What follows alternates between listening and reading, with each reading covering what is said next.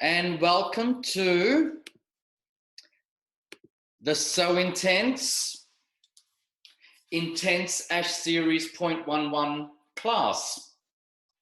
So there is a lot to discuss today, as I find, people are challenged with this line of color and we limit their use. And when we try to create with them, we don't always get the best results. So hopefully today I can shed some light on how to best work with the Intense Ash series. So the colors on the chart will look like this. So it's your level 6, 7, 8, 9.11. And today, what I plan to do is give you a great explanation of how to best work with these colors. And also throughout the day, we'll be recoloring a mannequin using all 4 levels of the series creatively by mixing them or say enhancing them, spicing them with some interesting reflex. And then obviously toning out a very warm prepped mannequin that I have for you. So to start off, I want to start talking about the 0.11 series when we are working, first of all, with grey coverage. Okay, let's start it from here. With grey coverage, because they are an intense ash, the more white hair or the larger of percentage of white hair that you have, it is very important to start thinking of either working with the OX series so we can receive a little bit of warmth, or adding a little bit of gold to them. Reason being for this is natural law of hair coloring is natural hair rejects cool and accepts warmth. Just letting someone else in, there we go. And porous hair accepts accepts cool and rejects warmth, right? So let me repeat that again. Sorry, I got a little interrupted there. So natural hair rejects cool and accepts warmth.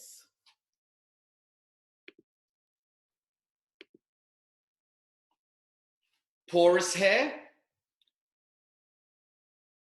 accepts cool and rejects warmth. So therefore, when we are trying to sit a very cool color in white hair, there's a good possibility that the stronger the white hair is, the possibility of translucency will occur. And then when we are coloring very porous hair, the hair will quickly grab and give you a very overtoned look. So we will look at these 2 aspects today, but first we are going to look at working with intense ashes on grey coverage. So if you have up to 70% white, there is still quite a bit of natural in that hair, that when we are either lifting 1 to 2 levels, there's enough underlying pigment that's going to give you warmth for your coverage to be successful. But when we are coloring 70 to 100% white and the hair is extremely white, it may be advisable, 1, to either use your OX as your base, or if you didn't want to use the OX, you can use your 00 for resistant white coverage, or your 0.0 for non-resistant grey coverage, and then simply add 3 grams of gold, 1 shade darker than your formula. So for example, let's just say I've got 90% white hair, resistant, and I want an 811 result, or on a level 8 cool, then I would mix 30 grams of 800, 10 grams of 811 with 3 grams of 7.3. So basically what I'm doing there is pre-pigmenting the hair. In the old days, we used to put a lot of raw tint on the hair, which works fine when you've got a couple of white spots around the hairline. But when you have 90 to 100% white, you do not want to be applying raw tint all over the hair. So that's going to help your Intense Ash sit a lot better in the hair without turning translucent. Now, moving away from grey coverage, and let's start talking now on natural hair. Just letting more people into the room, which is great.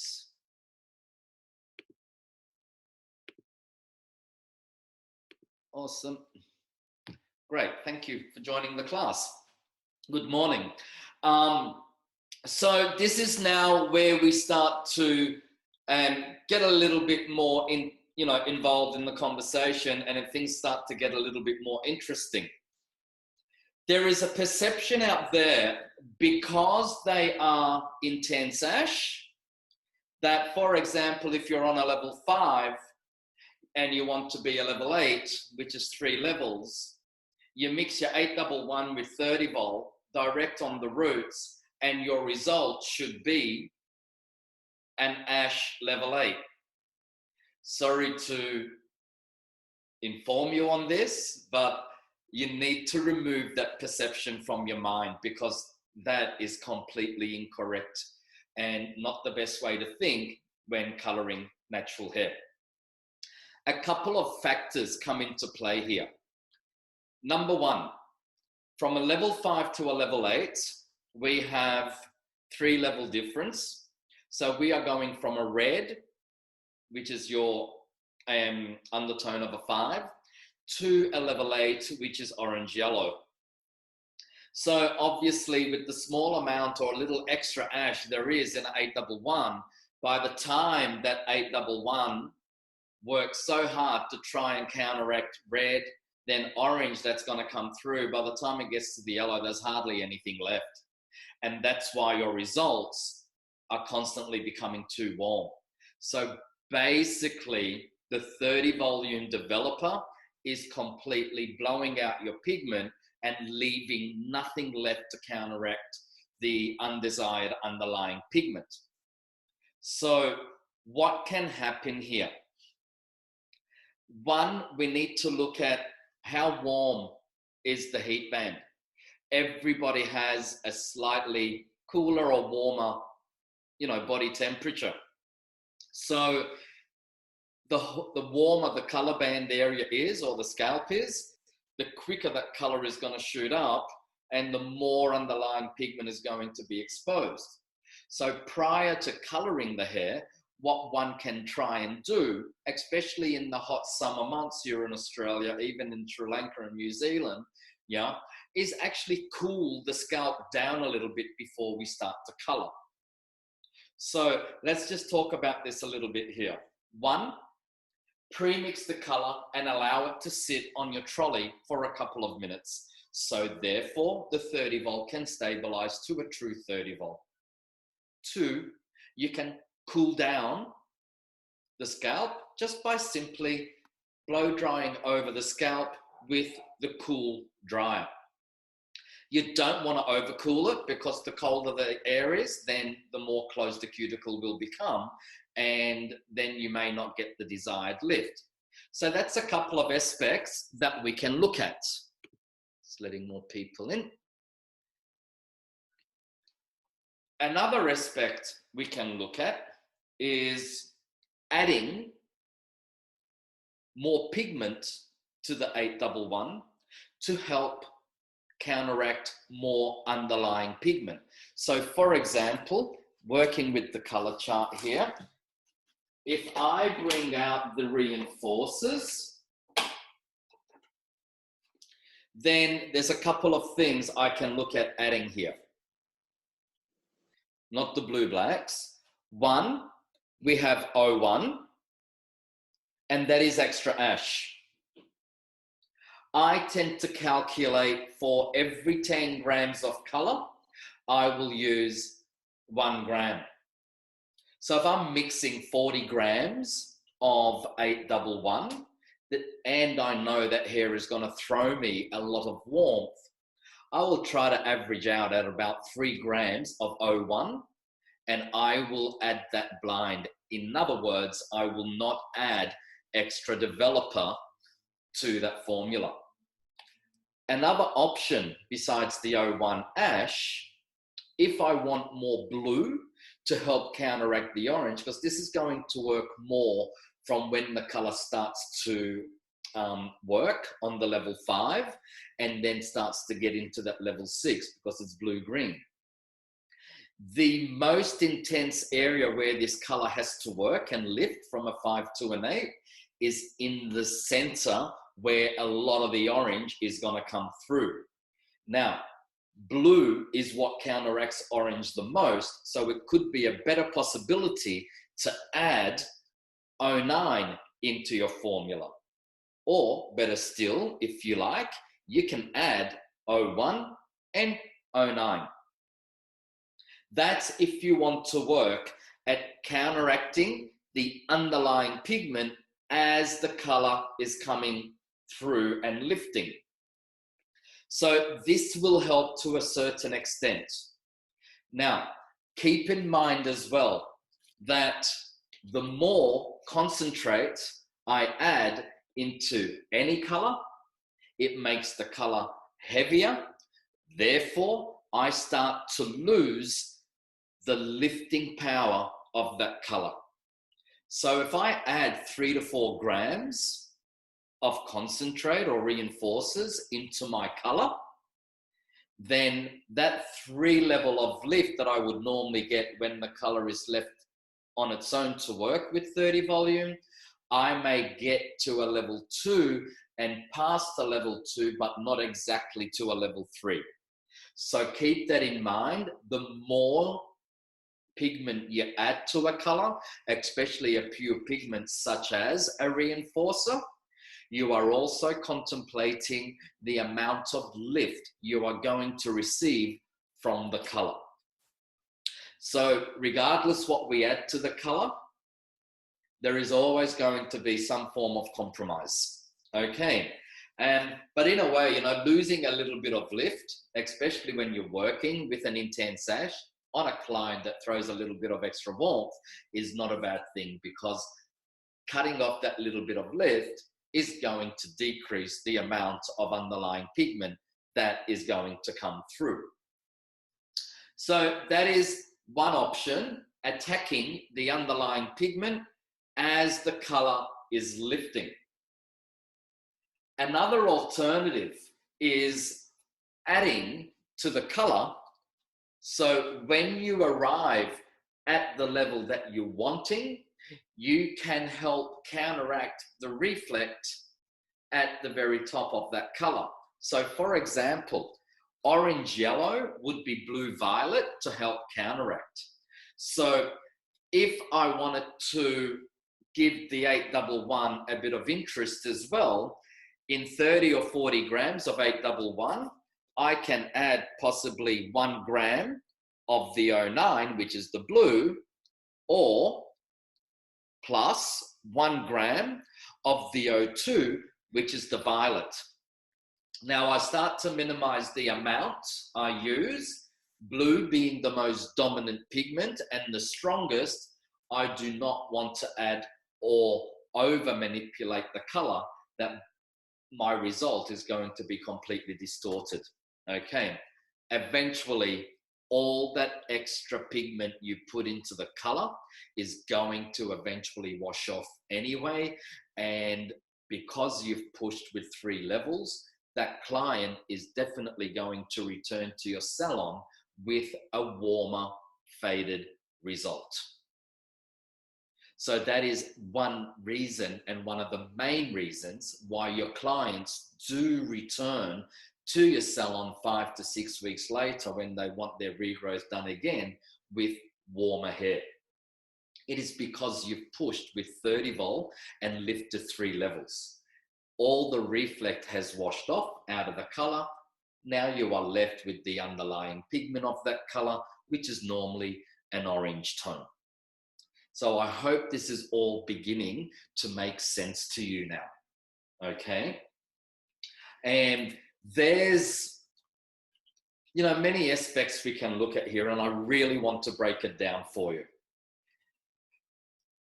How do we know what color to choose, what level in the double ones, and what developer we use? And it all comes down for me when I'm analyzing all of this is what is the texture of the hair I am working with here? Do I need something as intense as a double one?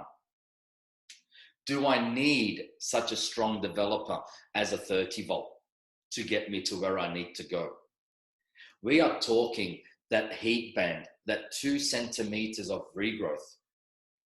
So if I'm working with super fine hair, then I would most probably just go to my 0.1s, right? So 7.1 or 8.1 will give me a cool enough result on very fine hair. But here's the thing. If I want something a little extra than a 0.1, then I just simply add equal parts or mix equal parts of 0.1 and 0.11. And what that will give me is something not as light or weak as a 0.1 in reflect, and something not as strong as a double one. So it'll give me that nice reflect somewhere in the middle, which on very fine hair would suit most probably a lot better. Okay, so that is always an option as well. Also on fine hair, to get to a level 8 from a level 5, I would say 30 vol is going to blow your pigment right out. So you may want to have a look at dropping your developer down to 20 volume, because on very fine hair, 20 volume will behave and give you a result of what 30 volume may give on more coarse hair. So working with a double one or a 0.1 with 20 vol on a natural level 5 on fine hair, just on the regrowth, is going to be sufficient enough to give you enough lift and enough reflect. So that is always one option. On coarse hair, which is prone to have 1, more pigment, 2, it's going to release more underlying pigment. This is when you start thinking, okay, definitely the double ones, and what do I need to add extra to them? On the heat band, do I need to try and get to a level 8, or can I have that little bit of depth and then open up the rest of the hair and give me that lovely shadowing effect, yeah? And then that beautiful lighter aspect of color mids to ends, or just off the roots to the ends. That is always another option. And these are options I would be discussing with your clients to minimize the level of warmth. Always the ultimate option would be, in achieving very, very cool gray tones, is to pre-lighten with foils directly to the roots, and then coloring with the double ones mixed with your F11 or F10s, okay, to create a more gray result. But to try and create a gray result on a level 8 from a level 4 or 5 with a tint and a high level of developer, I am sorry to tell you, it is the most difficult thing to achieve, and you will rarely, rarely ever achieve it, only because of the underlying pigment. That level of color and reflect just does not sit on that level of underlying pigment. So therefore, by cleaning it out with pre-lightening product first, getting to a 1 shade lighter to where you want that grayness to sit, is always going to be your best option to create those beautiful, super cool colors. When you're working on the same level or 1 level to 2 levels lighter, you are going to have much more success with ash reflex, because you're not pushing the hair as hard. You are still allowed to be gentle, and you are savoring a lot more pigment in that color to counteract the less pigment that is going to come through from lifting and opening up that natural hair. I hope this is all beginning to make sense again. And if you have any questions, please jot them down in the chat, and I will happily answer your questions as well as we move on. So just to refresh that this meeting will end at 10:40, and then we'll come back at 11 and we'll look at the mannequin and start formulating. But there's a good possibility that we may be able to, when I do the application, that we can just continue extending the time, because I've done something here that allows me a little bit more time. So we may put that into action when we're applying, so we don't lose any application time. Now let's talk about mixation and formulation with the double ones. The 0.11s, I would mix 1 to 1.5 and not 1 to 1. We mix them 1 to 1.5. 1, because they're very intense. And 2, 1 to 1.5 allows us to drop their alkaline level just that slight little bit. So therefore, not forcing the cuticle open when we are coloring and exposing so much underlying pigment. By dropping that alkalinity and pH level of the color, and when it's oxidizing and processing, allows us to have more pigment left in the color and gives us a better result. So always keep that in mind. When used on their own, the 0.11s are best mixed 1 to 1.5. Excuse me. So 30 grams of color, 45 grams of developer. Now, whether we are working with semi 5 volt, 10 volt 3%, 20 volt, 10 volt 3%, 20 volt 6%, 39 or 40 12. Okay, we always mix them 1 to 1.5. But definitely 40 volt with the 0.11s, I would absolutely keep away from, unless you do want a lovely copper instead of a cool result. Now, for when we are working with much darker hair, obviously, if I'm working, say, on a level 2 or a level 3, so now we're looking at more subcontinent hair, more ethnic races such as Asian communities and people with very dark hair, Maoris in New Zealand and so forth. But here in Australia, like, anyone can walk into our salon, and we need to be prepared and knowledged up on all kinds of hair.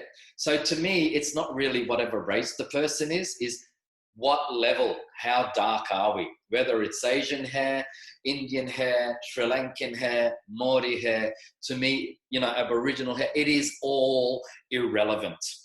Hair is hair.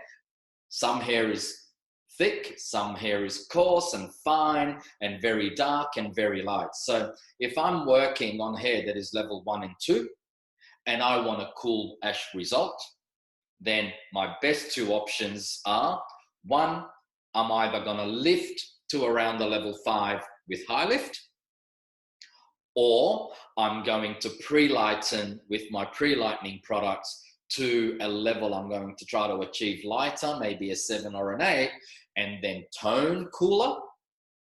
But I'm definitely not going to get, for example, 911, and mix it with 40 volume from a level 2 and expect something as blonde or as ash as that, because that's just not going to happen. Okay, so always keep that in mind. The more gentle you go, the better result you're going to have. So if I'm lightening dark hair and I want a very cool result, but I don't want to force the hair with too much pre-lightening product, I may choose to go with a high lift first, and then I will go in with some fine foiling. When I've got my foils in, I will color in between a darker level of the 0.11s, say for example, a level 611. And then when my foils are ready, I could tone with a level 7 or 8 double one and give me a nice variant of a stunning, cool, light chocolate brown color. So there are always options on how we can break down, the road to achieving the result that we want. If you try and force a color straight away, then I think you're going to have more of a challenge when you get to that level that you want with so much excess warmth. And then it's like, okay, how am I going to deal with this? And you're only going to have to color darker anyway to get rid of all that warmth. So if you go gentle and do things step by step, then you are going to find a better result. Now, we as hairdressers understand this.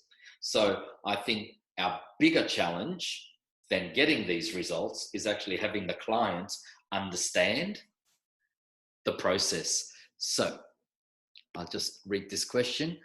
0.11, when I do toner, always I see blue showing.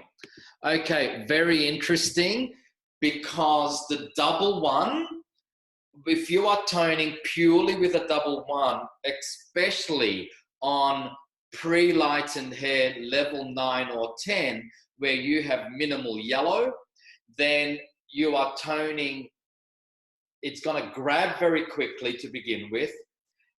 The amount of blue that's in the hair is going to clean away any warmth in that blonde, and then it's going to start depositing a lot of the extra pigment that is left in the hair.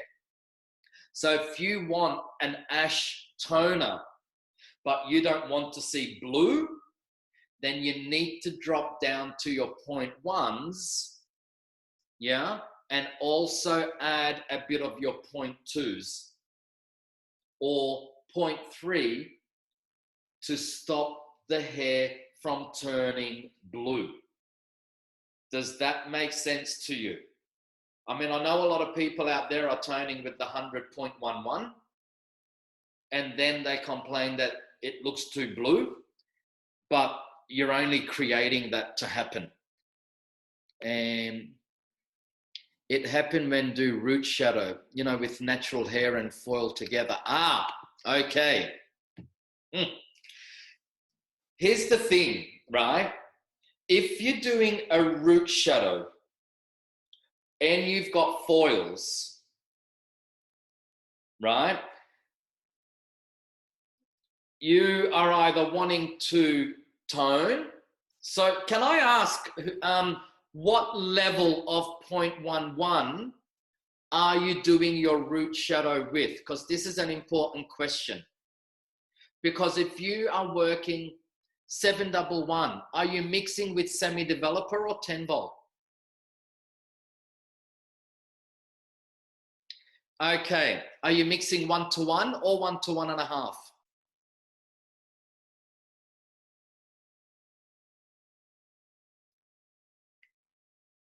Okay, so 2 out of 3 you got correct there, okay? I would be dropping my developer down to semi-developer. Also, to soften down your double one, if you don't want it to be so strong, you can always add some, let me just find it here to show you. 680. 680 complements the 0.11s beautifully when you are creating shadows. So I would imagine the blue is occurring because you are pre-lightening the hair very, very light and whitish. Would that be correct? It's because if it's very yellow still, that should not be happening to you. So I'm just assuming that it's very white that you're putting this hair over. Another alternative, when you have pre-lightened the hair super light and you want around the level 7, consider dropping your tone down to 6 and 680. So that way, when it hits the light hair, it's actually going to show more than a 7, like a 7. When you put a 711, which is strong in blue as well, on very white hair, obviously that white, the bleached hair is going to grab that 711 and look very, very blue. I hope this is answering some of your questions, but there are always alternatives in achieving the result that you are wanting. So the best thing, thanks, Jet, you're welcome. You know, this is what we come here for, to have conversations like this so we can improve our results, right? Because it works for some, it doesn't achieve the best results for others. So by sharing them, we can all achieve best results. But I think if you add some 680, yeah, even if you add like a little bit of 0.1 to your 711, that will also minimize. But just keep in mind, how light am I? And what is going to happen if I put this reflect on white hair? That is the first thing you must start to think. Okay. So, yeah, whenever I have super white hair and I'm going to put an ash on that hair, I am always very careful at what is going to happen depending what result I want. If I want a more natural result, then I might do like a 7071 or 711 and with 680 or 711 and 70. So there are always ways at minimizing that amount of blue that I'm going to throw onto that white hair. Okay, awesome.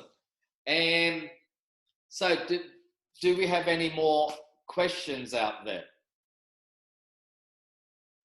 So today, like I mentioned, when to do a root tape with 7, I feel it warm. Okay. If you're doing a 700 shadow and it's looking warm, but then again, I'm going to go back to our previous conversation. You are doing a lot of your shadows with 10 volt. Would that be correct? Because if that's the case, it's actually the developer that's causing the warmth for you. The 10 volt is lifting too much for you because the shadow is being applied directly to depend on hair and texture, right? That's very true. So the slightly finer the hair is, I would imagine the warmer it's becoming because the lift is greater. But always keep in mind, whenever you're doing a root shadow, because these are demi-colors, consider always doing your shadows with a semi-developer. 1, less movement on the natural. 2, quicker deposit. And these are going to ensure a better result for you all the time. Okay, another aspect I look at. So I'll introduce you to the model I'm going to have later on, right? So another aspect I look at, whenever I'm doing shadows or I'm coloring any color on the roots that I don't want the heat to excessively shift for me, I never grab a lot of color and really saturate the roots. I would prefer to just gently work, even if I have to feather at the roots like so.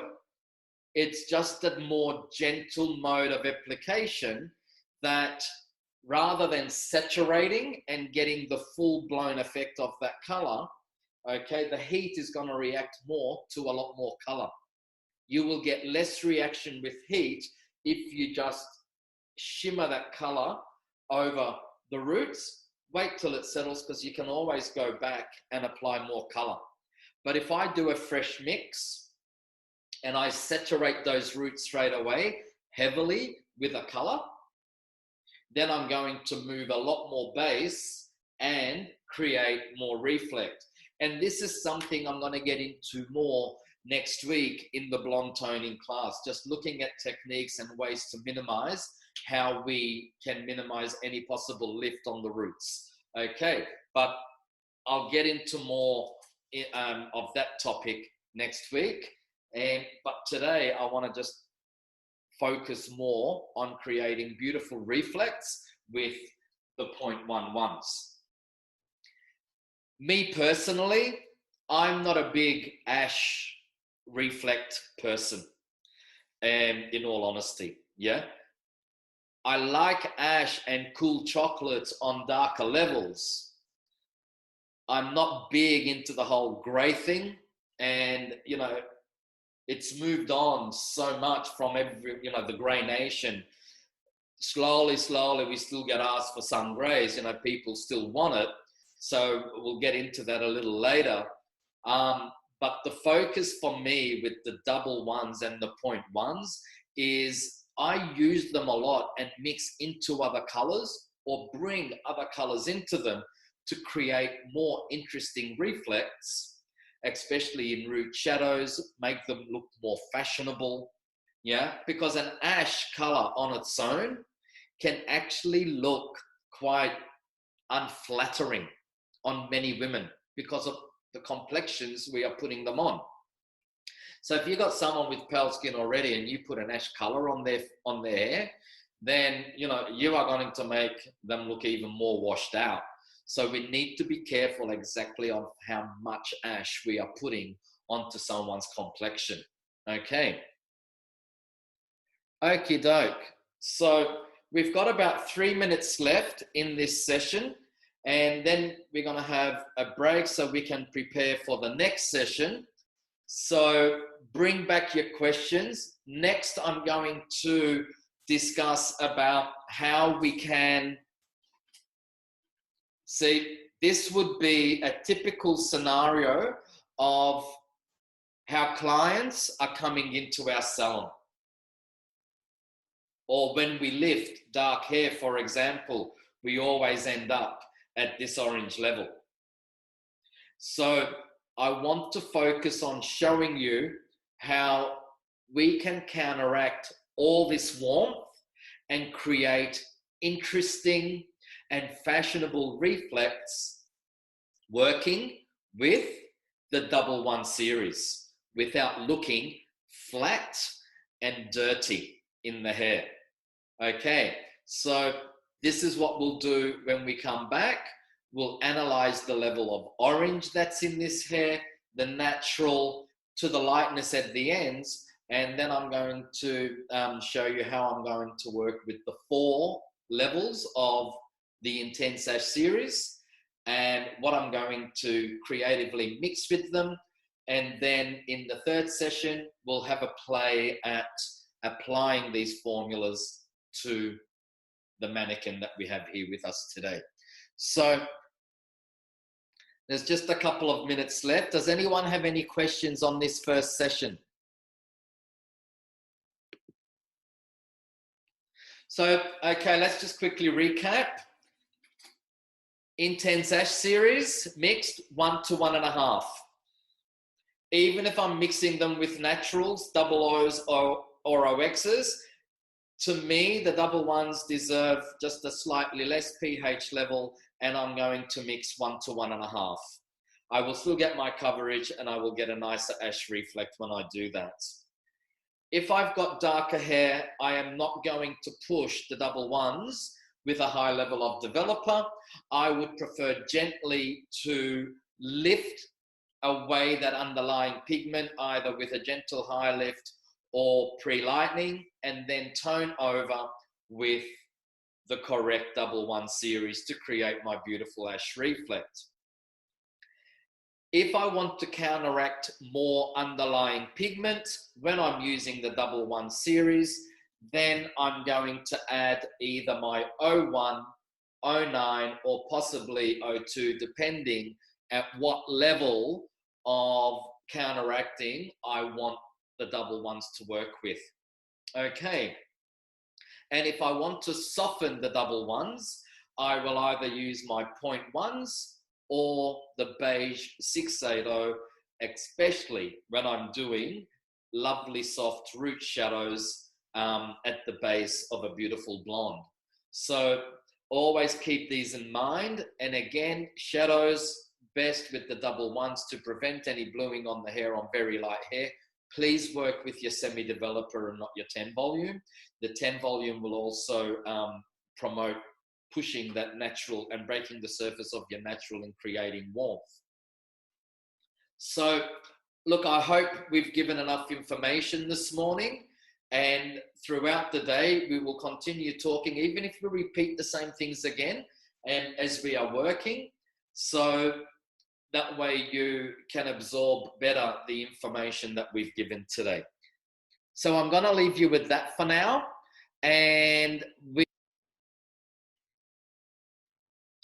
awesome. So I've just been preparing our lovely mannequin here today. Just want to lower that down a bit. I'll stand back a little bit for now. Okay, so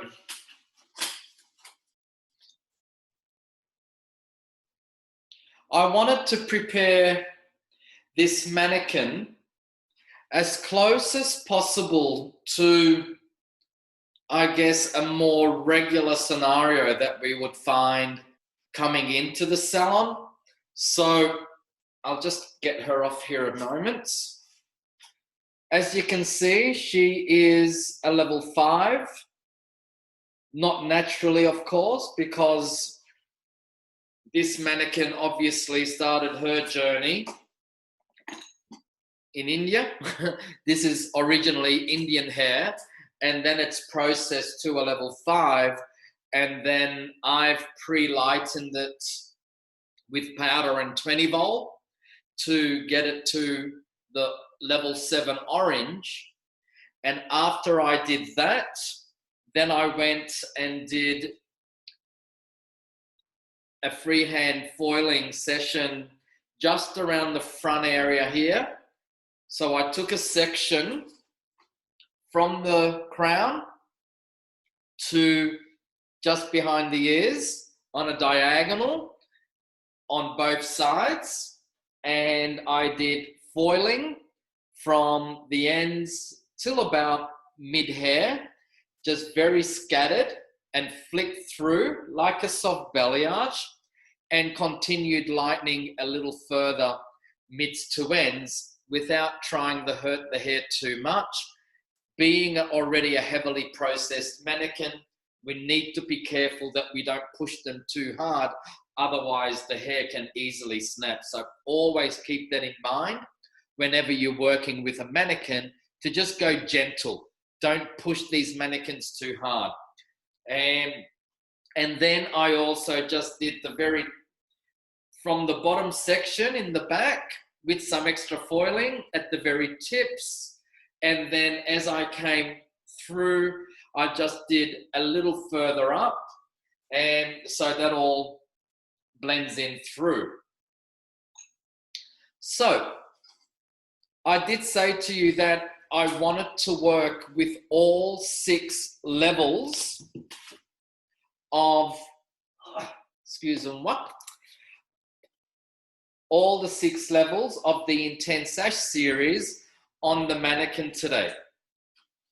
And I think it's a perfect example of how we can see what each reflect will do for us.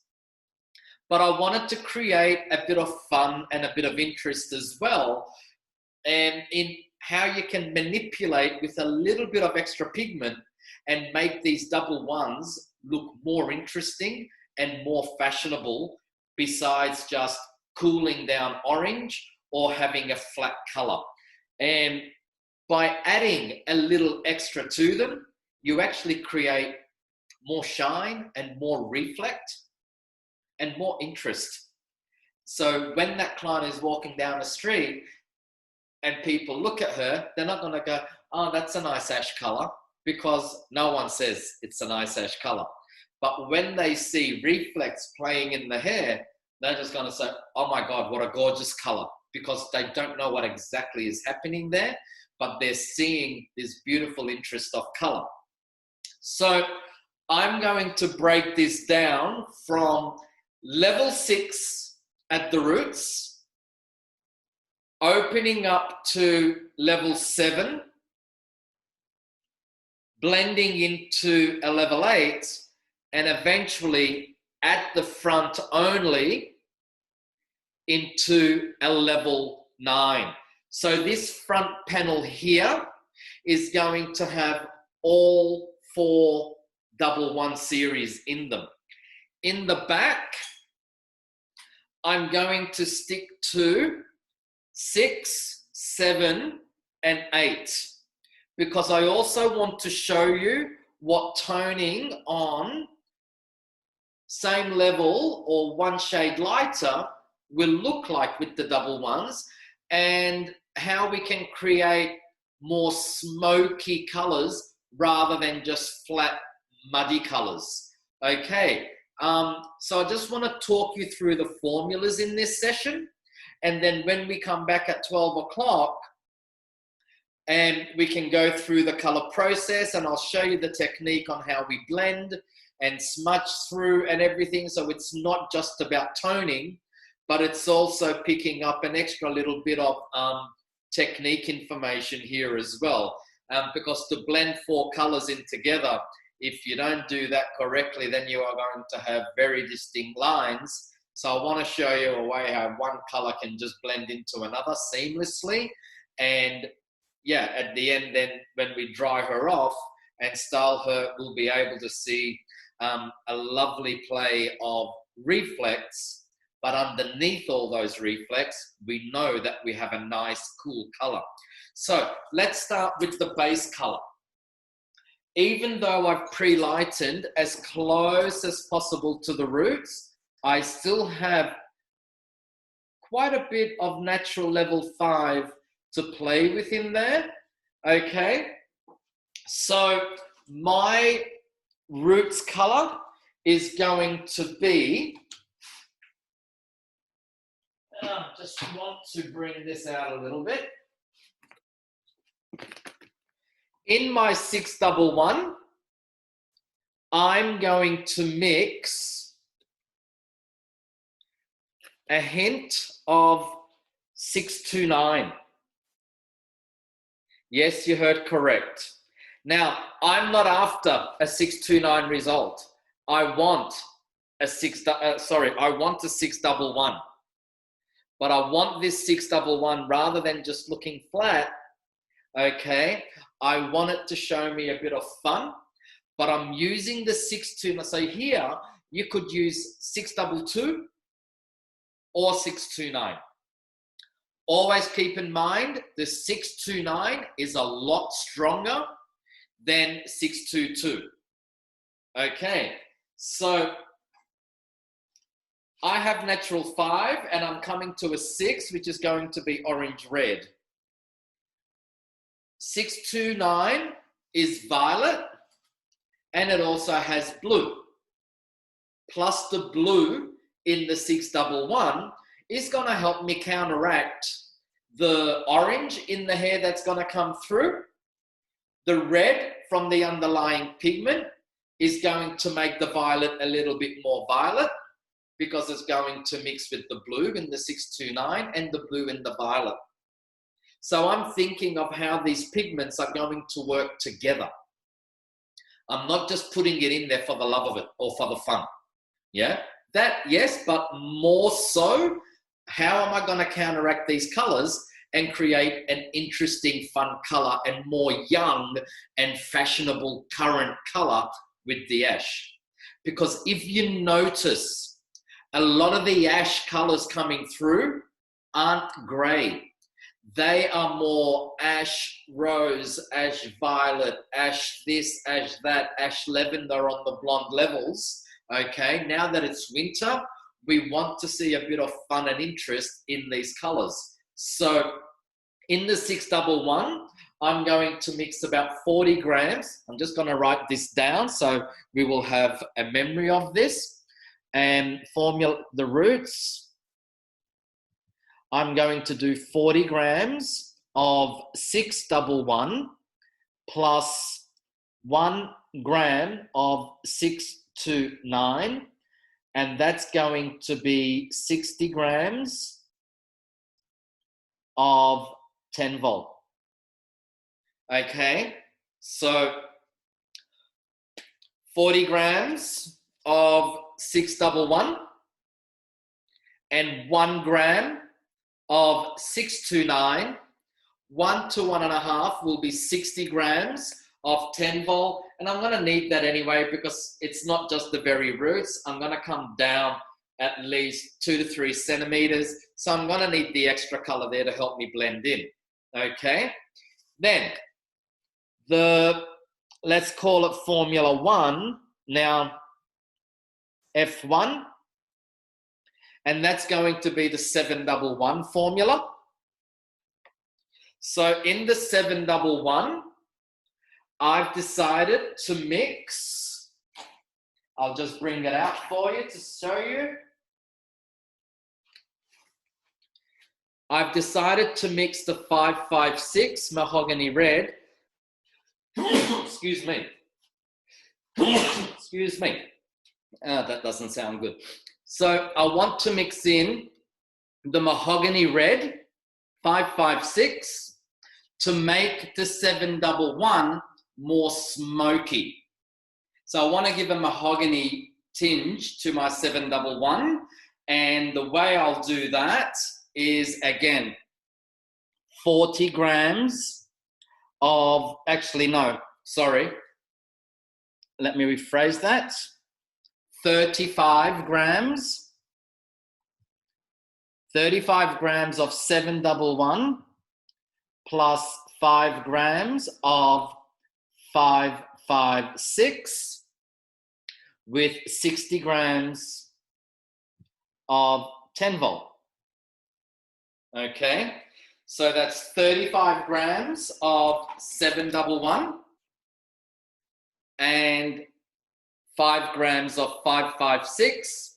So the mahogany reflect is going to be slightly stronger than the violet reflect on the roots.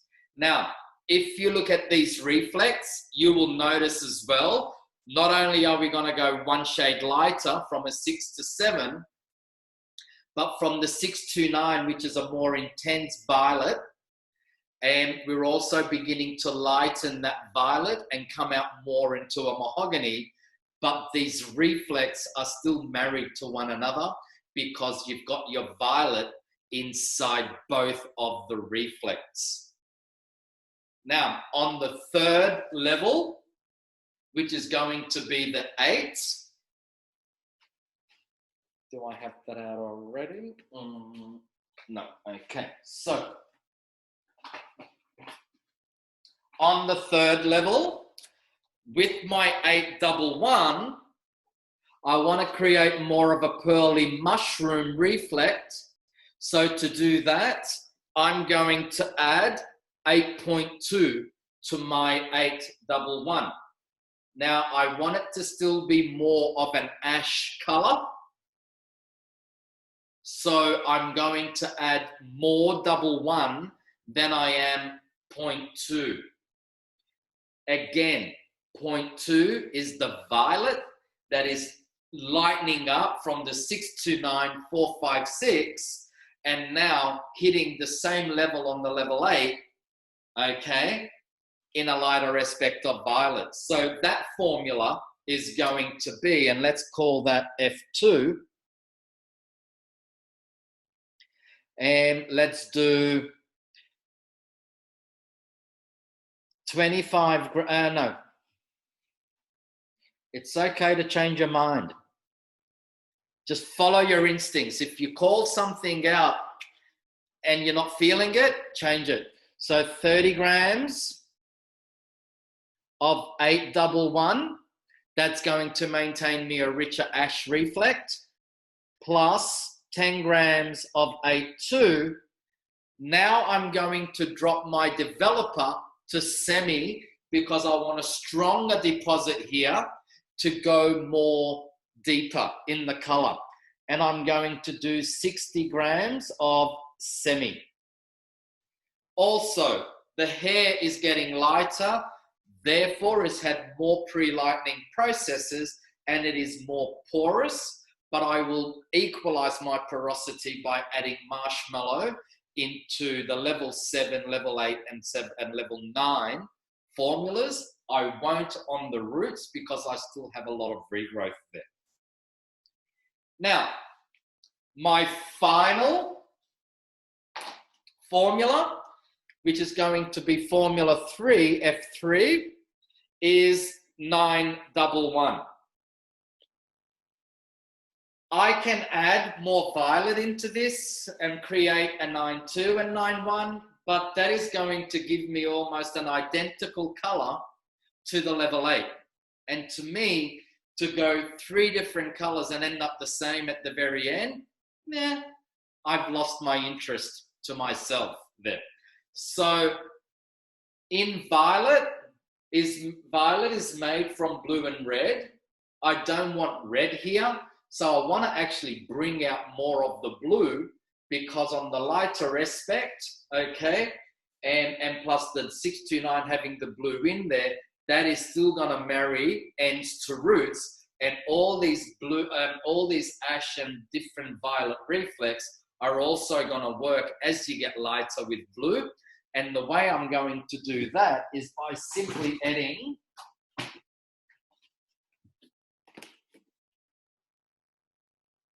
F19. So I will be adding F19 into my 911 for the very ends.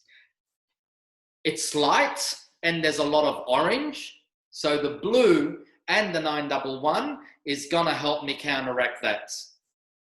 Okay. But I also want to nudge that a little bit without diluting my color. So if I add too much clear plus, that's going to not allow me to get rid of all this warmth on the very ends. And because they're already slightly compromised, I don't really want to continue pushing those. So I'm going to leave this formula at 911 F19. And the way I'm going to mix that is equal parts. So I don't mind if it shadows a bit of blue on these ends, because that's what's going to make it interesting. Yeah. And so I'm going to do 15 grams of 911 plus 15 grams of F19. That's 30 and 45 grams of semi. Now, this thing used to have a blackboard that I could share, but I cannot find it anywhere anymore. But that's okay. I'll make sure I'll write down all these formulas and then share them later with you all. But if you want to jot that down, and I'm going to do this as well so everyone can see them. And in the break, I will rewrite this and make it look a lot more neater. So I hope you've managed to get those, but I'm going to keep that there so I know what to mix. And at the same time, like I mentioned, I will rewrite that. No, I'm not going to add clear. No. If I had whiter hair, okay, with less yellow, let's just say this was blonde and pre-lightened well, and I wanted a more silvery blue, then I could have space to dilute that formula. But because I need that formula to get rid of all this orange for me, right? In the light, it looks a lot lighter. So if I bring that here, under light, it looks a lot lighter. But in hindsight, really, if I bring that back here, it's not as light as it appears, okay? And that's why I'm not adding clear. I don't want to lift it because the hair is too compromised. So I just want to blend it all in.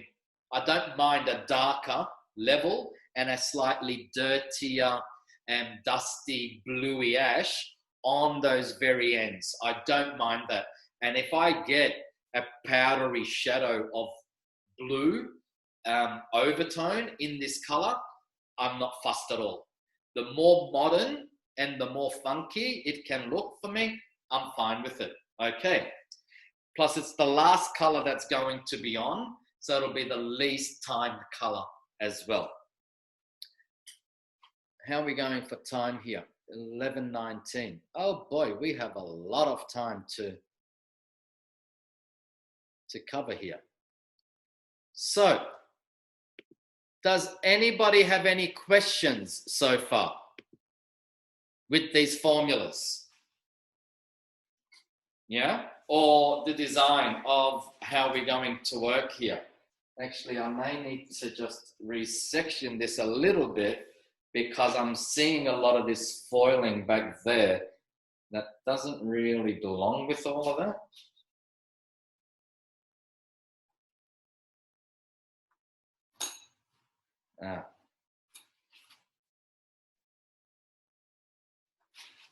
Any questions so far? No questions? Not even on what we discussed this morning? Yeah? Any questions about the formulas? Nothing? Okay. Are you intrigued by what is being mixed into the formulas? Is this something that you've done or you're not sure what the result is going to be? And are you okay with why we've chosen to do these colors? You're not sure? Okay, not a problem. And look, with me, like I was saying this morning, because of the different complexions that women have, sometimes adding something to what could be a very flat color will capture the eye a little more. Okay, we'll shed some lovely tone to the complexion as well. Even though these are all going to be cool tones, but the violet will beige out a complexion rather than just flush completely out a complexion. The very ashy and super cool are away from the face. So what's going to be around the face and around the eyes are the more interesting reflex, which is the 611 and 29, and then the 711 and 556. That hint of warmth with the cool is going to bring out any color of the eye, but also because you're in the major part of the face here, is going to work a lot nicer with the person's complexion. The 8 with the mushroom tone is already going to start falling away from the face till eventually that super cool 911 and F19 will work to the very bottom of the hair. So it's completely away from the face, right? Even when it's tied back, what will happen is when that color is tied back, you're going to have that cool color sitting over the level 8 underneath. So you're creating layers of color, even for when the client is not really styling a hair. The ponytail itself will give you some lovely reflex of color within the hair. Is there anything that you would like to see on this model happen? This is your class. So if there's something that you'd like to see and I can manage to make it work with what we've done as far as creating these formulas, I'll be more than happy to do it. But you need to tell me whether you're okay with all of this or you're just interested to see how these reflexes are going to work in the hair. Okay. No one wants to type anything today? Great, not a problem. Not a problem at all. So, are these the only things that you can add to double ones? No. Okay, so some tips when you're formulating. Just keep in mind, if you add warm colors to double ones, then you are reducing the level of ash, as always, okay? Or better still, what complements the ashes? Tobacco is also a lovely range. This color chart is all over the place now because I've pulled it all apart, but anyway. So any of the tobaccos are going to work lovely with your double one series. If we can have a 971 as a blonde tone, then adding double one to any of your reflex are going to create, especially the darker levels, are going to create some very interesting chocolates for you. Those ladies that like, for example, that would like to try being a little bit copperish or on the warmer tone, but are afraid of looking too orange, then the 0.7 is a nice natural color, okay? You can add a little bit of 7.4, but then you can always soften everything down and create something really unusual as a reflect by adding a little bit of your 0.11s to them. So for example, if I want to create a stunning chocolate on a level 6, I could mix 6.7 and 6.11 together and create, and I had orange hair like this, I can get rid of all that orange.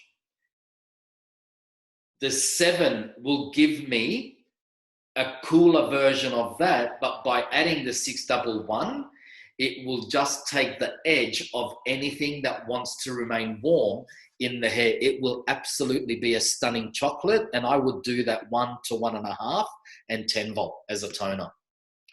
Can you please say again, drop the 0.11 series? I'm sorry, I don't understand that question.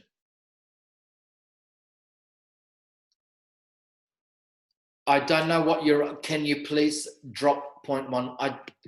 I don't understand that question. Can you ask me the question in a different way so I can understand what you're trying to tell me, please? Because I don't understand that question and I'm finding it very difficult to respond to you.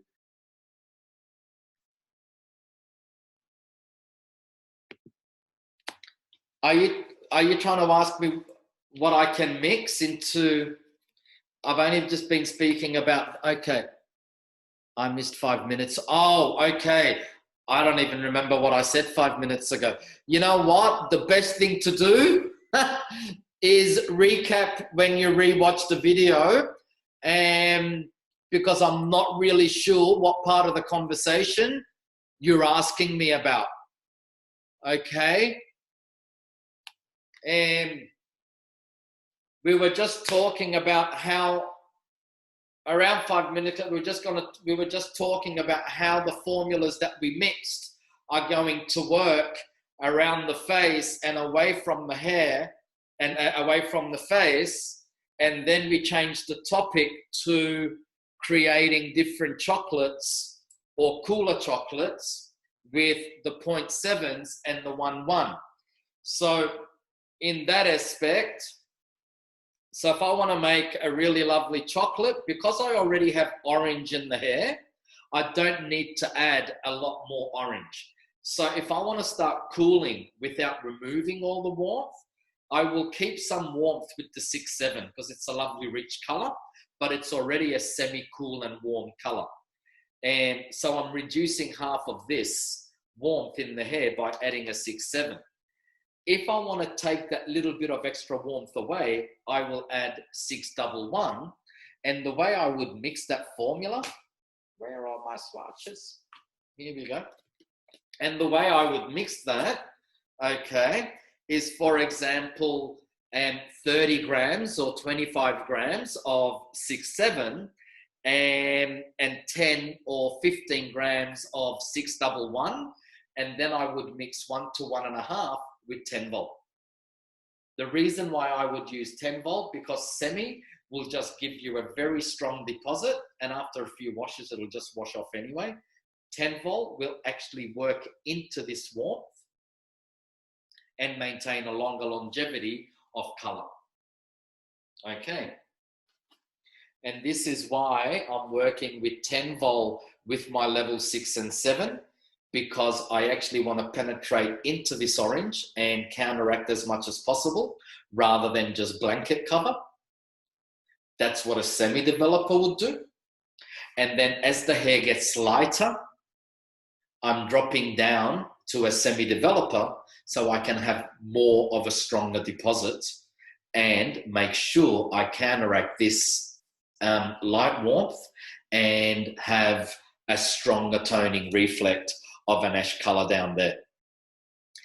I've never done this before, right? I don't see many clients, obviously, because I'm mainly here, but I want to show you many variations of, I guess, formulas and many variations of how you can play with these colors, because you're the ones that are dealing with so much of this in your salons. So if you can have more creative conversations with your clients that want to be ash but want to change, but don't want to be warm and don't want to do this and don't want to see that, right? Then this is a way that you can create excitement and interest for your client.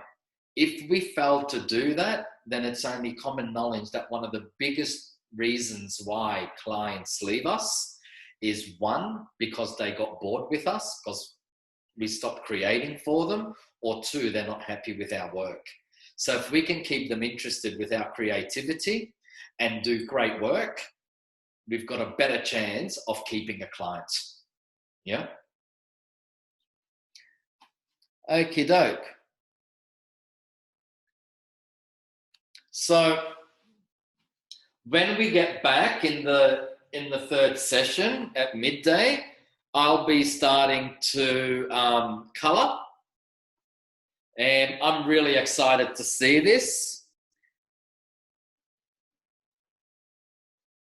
It should be a lovely color. It will be a lovely color. And hopefully by the end of the day, you are going to have more insight to how you can reduce warmth from the hair, and best of all, understand these 0.11 series, because they are an amazing color, but if you use them incorrectly or have the wrong perception of them, they will not give you the results you're after. So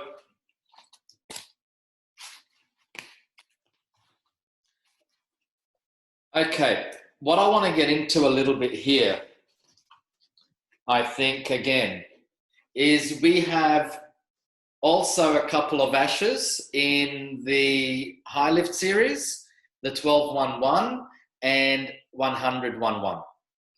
I notice that, you know, you can tone with both of them, but just keep in mind that when you tone with something so strong like 10011, and I've received a lot of private messages, it's like I've toned a pre-lightened level 910 with 100.11 and the hair turned out blue.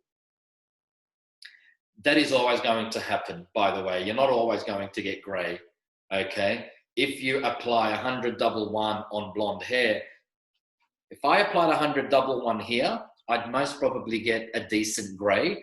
Why? Because there's enough orange yellow in this hair for that 11 to play with. But if this was whiter and very pale yellow, then it'll go blue straight away. And that's the same as if I did a 911 on very pale hair, okay? So just be mindful that, you know, to get true greys, and if you want to take a shortcut with the 111, then it needs to be on the right level of lift. But if you want to create some really stunning greys, my option is always going to be the 11s mixed with the F series. So let's just fill these last few moments, okay, and give you some lovely formulas to create with the F series and 0.11s. Again, regardless what level I'm working on, Okay, as long as I have pre-lightened hair, I can create a grey. It is going to be very difficult to create a strong grey on virgin hair, because as soon as we open it up, it's going to start exposing underlying pigment.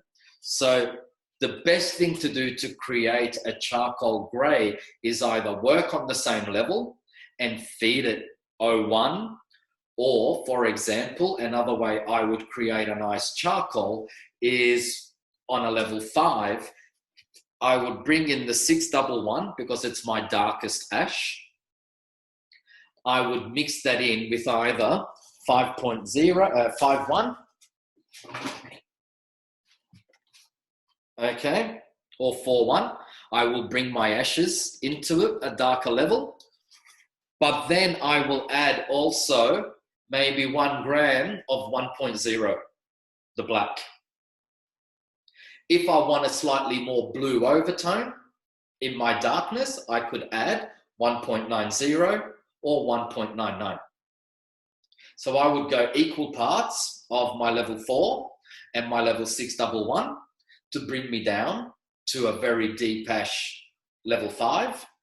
Then I would bring in that 1 gram of either 1.0, 190 or 199, and I would work with semi. I would keep that color as a demi.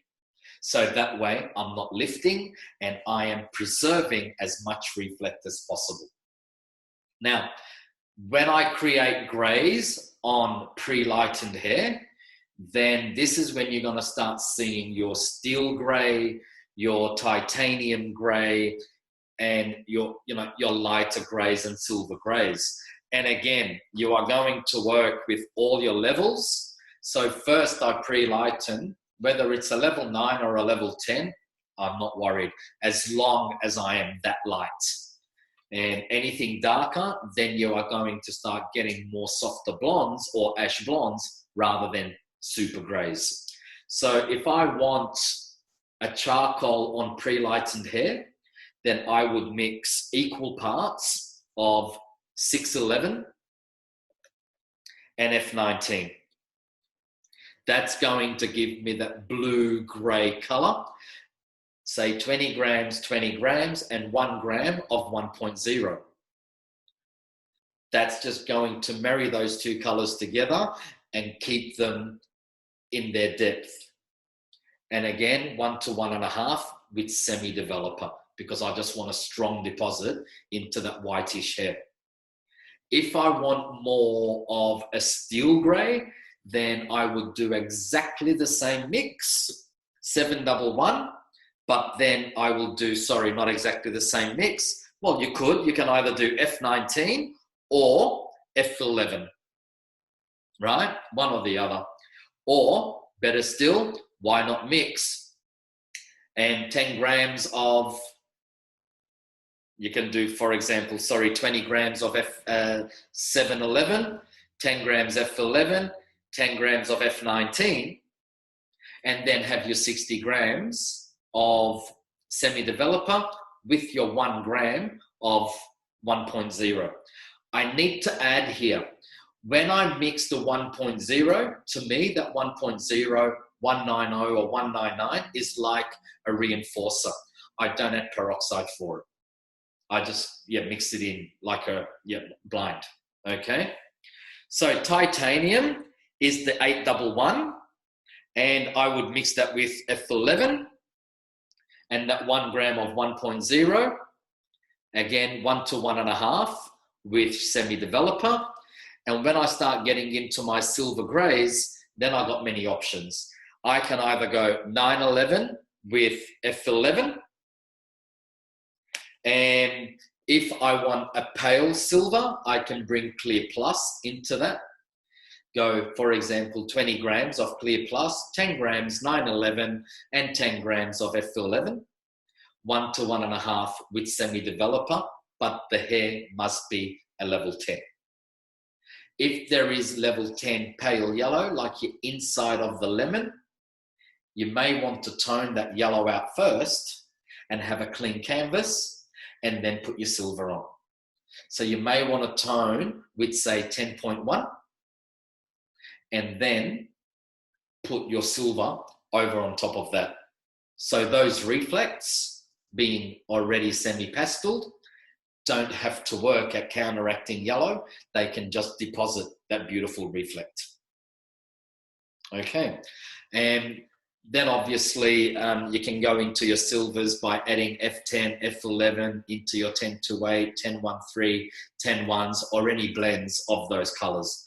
All right, so, and that's another alternative of how you can work with the 0.11 series. I mean, there is so much where you can create with them, and these are only 4 colors that we're talking about here, but you can utilize, 80 to 90% of the Jeval color chart to be more playful with these colors. So that's taken us to the end of this meeting, and grab yourselves a warm beverage of tea or coffee or something, and I shall see you back at 12 o'clock so we can start coloring Annabelle and removing her from orange into some really lovely interesting ash tones, working with the 0.11 series. So as promised, before we get going, a cleaner version of the formulas.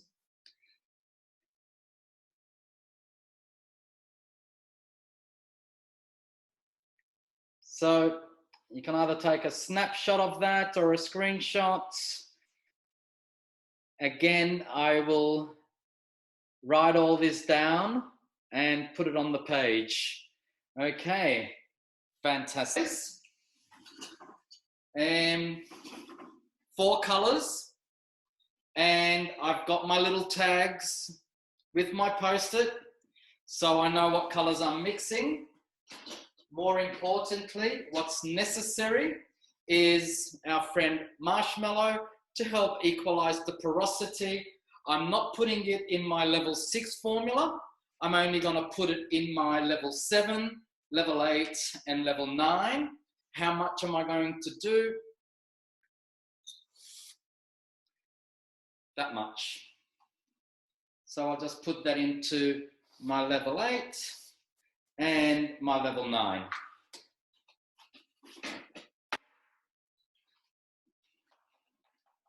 Just whisk up these colors a little more. So like I said earlier, try and mix at least 2 minutes before application. And that will help you just stabilize the developer. The color should be nice and creamy, like so, not lumpy.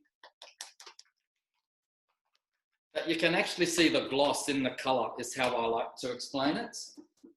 I'm just going to mix the marshmallow now into all my other formulas.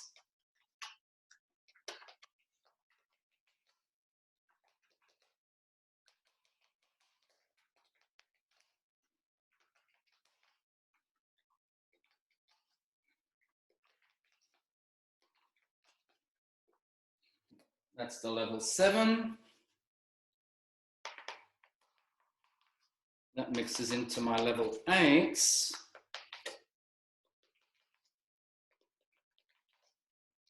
So 6 and 7 is 10 bowl, and 8 and 9 is semi-developer. All mixed 1 to 1.5.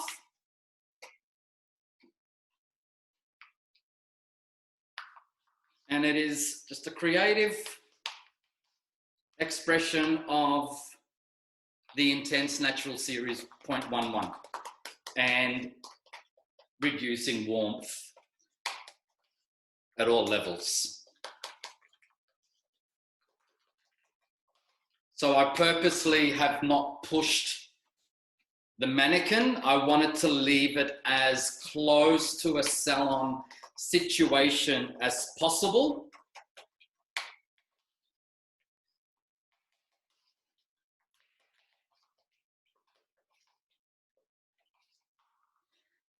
Okie doke, so let's color. So I've separated the sides and the back.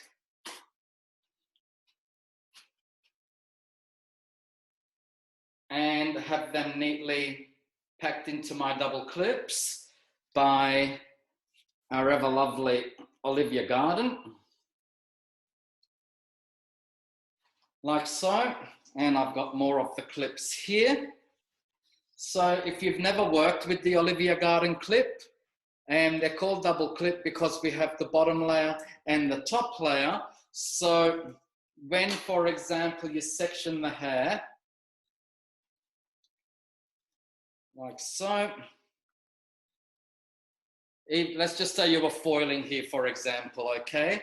And you have the hair up and you put that in the bottom. Let's just say you're foiling, oh, that's way too thick a section. I need to minimize that section. So there's my fine section. Now I can just go and put that in the top section and not having to continue adding more clips over there. So they're very, very handy and really saves you a lot of space, time, and money, because for each 2 clips you're buying, with this you're only buying 1, and they come in packs of 4. They're completely heat resistant polycarbonates, so fantastic clip. Okie doke, so we want to do the roots, and that we are going to do just as a normal application. So we're going to remove this section of the hair, make it nice and clean.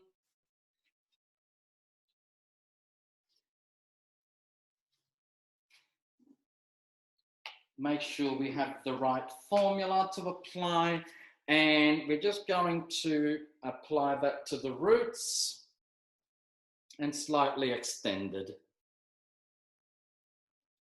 like so.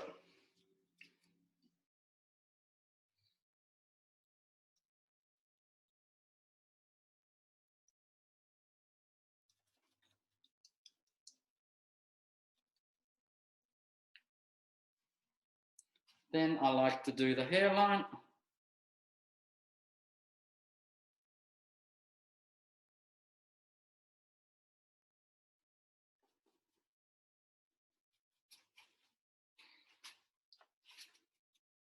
And just make sure that my quadrant sections are all separated, but all being nicely colored as well. So it comes to this side.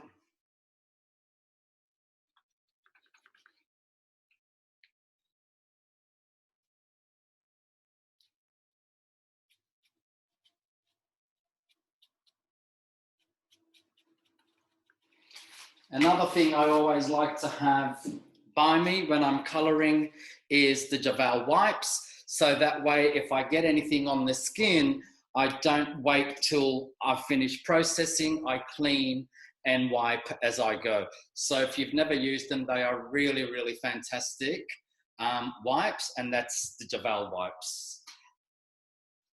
And you know, when you're all branded, it just shows a higher level of professionalism in the salon as well. So now I'm going to start from underneath and work my way up to the crown, and just simply doing a root application that's extended a couple of centimeters. So you just want to get that color nice in there, and nothing new about doing an application on the roots. Try and work as swiftly and quickly as possible, so that way you're not over processing certain areas of the hair. Even though all the roots are going to be the same there, because I'm going to be blending differently in those areas is the reason why I've separated the back and front sections. So I can just focus on the back and then start working around the front and the top and the sides. And it's just a nice, easy way to color without being overwhelmed at how much you need to color. When you break it down like this, I don't have a full head to color. I've just got 4 little sections to cover.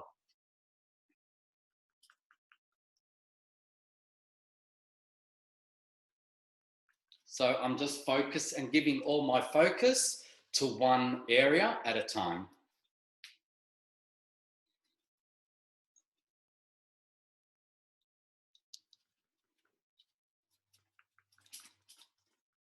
The only time I focus on the bigger picture is when I'm creating the initial look. When I start working on what I'm working on, then it all comes down to sections and step-by-steps. Otherwise, it just stays overwhelming in the mind, and we don't need to be overwhelmed. We need to be able to be focused on the job at hand. And that's how I approach most things.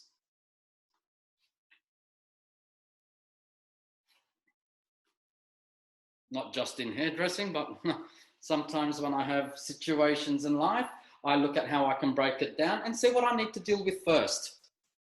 And that's helped me as well, just how I work as a stylist, a colorist, and an educator as well. So just continue doing that. So in the back, I'm only doing the 6, 7, and 8 formulas. The 9, I'm leaving to the tips at the very bottom of the sides. So in a way, that level 9 formula at the front is a bit of a highlight area. And it just creates that lovely movement. As you can see, the shape is slightly concaved. So the color's just going to merge from an 8 in the back to a 9 around that bottom hair perimeter. So it's all pre-planned.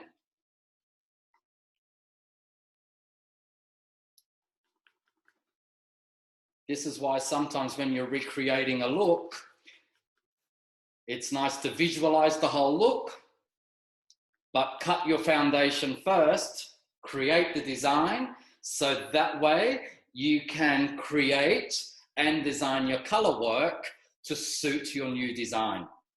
So that's the base. Now I'm going to move on to the level 7. And this is where I'm going to be doing the 7 and 8 all together. So I've got a towel here, and I'm going to be using that to wipe my hands in between each section, so that way I don't contaminate the sections.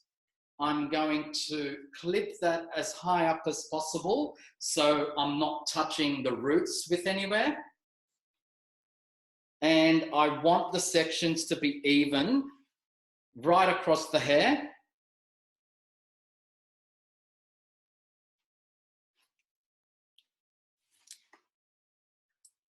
Mannequin hair is challenging. So as you can see, it's straight across. I just want a cleaner, more visible area here, like so.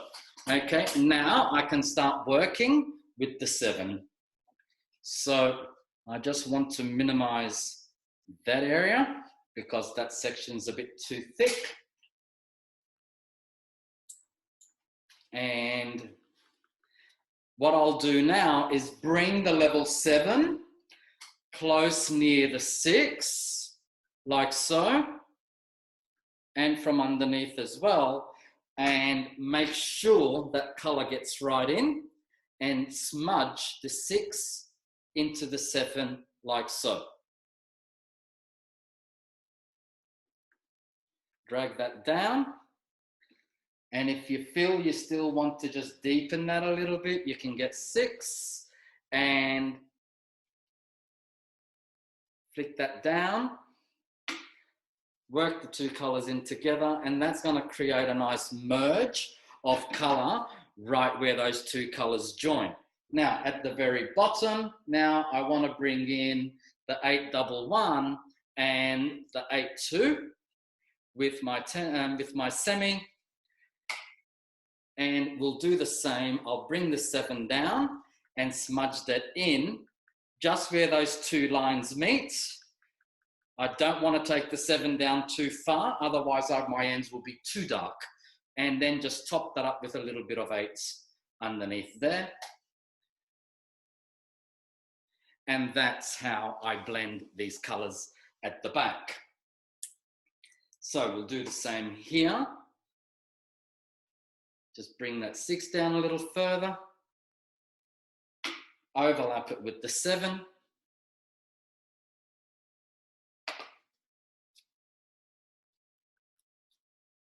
Smudge it. I like to use my thumb to smudge and spread that color down evenly.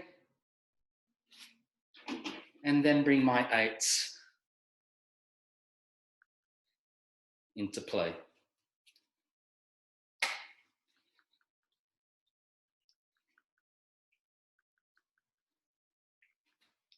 Like so.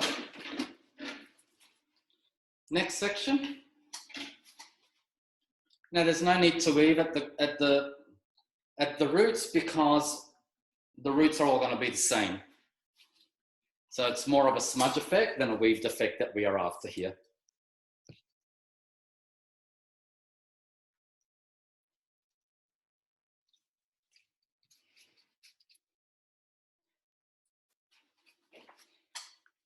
This is nice to do, even if you like, for example, have roots and ends and you just want to give your color a bit of variant, that's also lovely to do as well.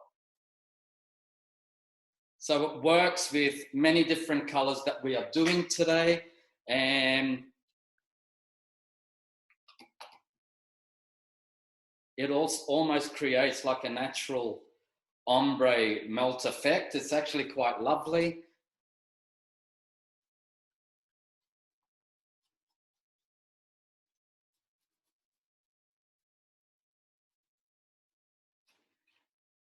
And now we'll bring the 8 into the bottom area here.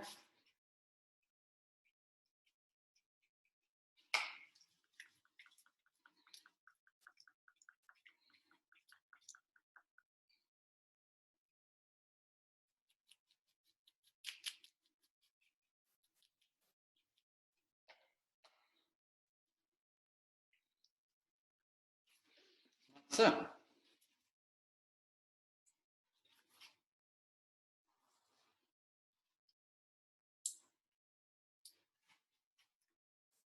you know, when you start doing color work in your salon that's away from the standard, this is where you can earn some extra dollars for your salon as well. I'm just going to do individual sides here because it's the widest area of the head. And you want to make sure that you're getting that color nice evenly everywhere. Overlap with the 711 here.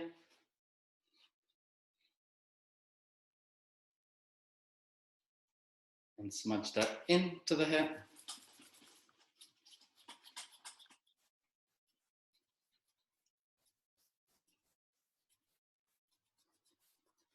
And 811 on the ends.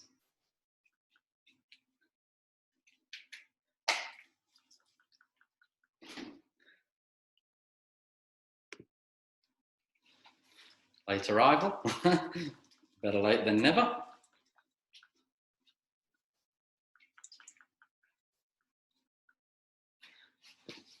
Okay, just turn it around a bit so you can all see.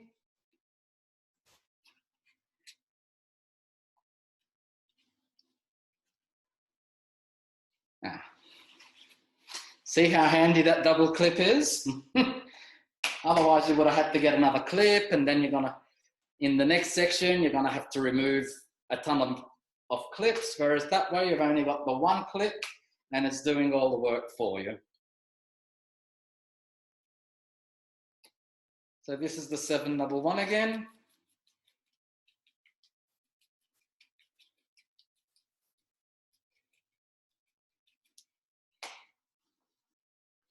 Smudging the 611 into that. Now you don't want to just scrape color off the hair and not replace it with another color. Otherwise, you'll end up with a negative result. So it's very important that when you smudge, you replace that color you removed with color that you need to replace. Okay. Otherwise, you'll end up with an undertone or underprocessed mesh of hair.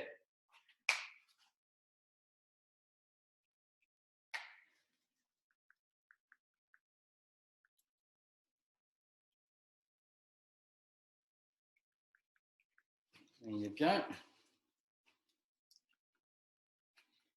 And we don't need all that section, it's way too thick. And we'll get some from this side now and start joining these two sections together again as we're nearing to the top and the sections are getting more and more narrow.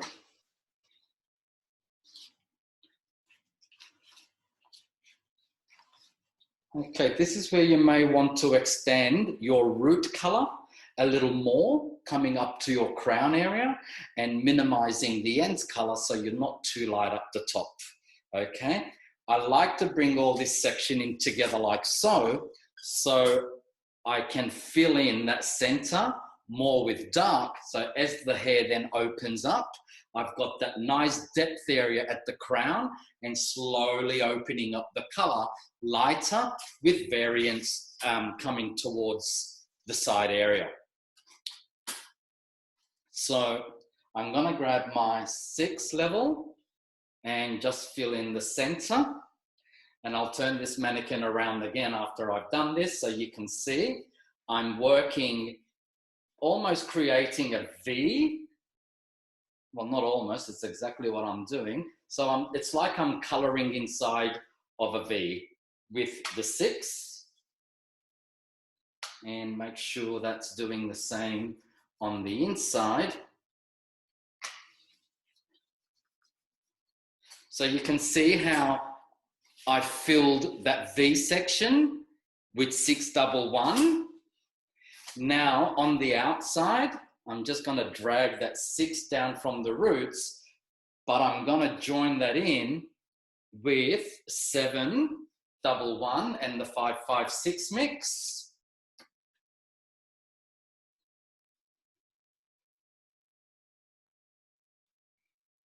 Do the same from underneath.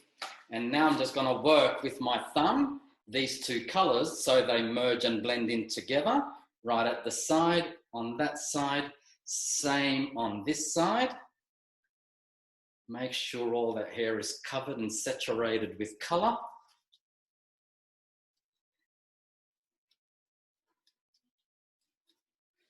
So as I'm working with my thumbs, the center is dark and the outside is that one shade lighter with a slightly different reflex. Just feel like I need more of the 7 color here. The hair is absorbing the color. So I'll make sure that I've got it nicely saturated. So you want to bring the 7 to extend past the V, and then it's only the tips that you're going to do with your 811 and 82 formula. So try and keep that hair in the shape of a V as much as possible. Now, the 711 has come below the 611, okay? And the tips, just gonna push some of that color back up. There you go.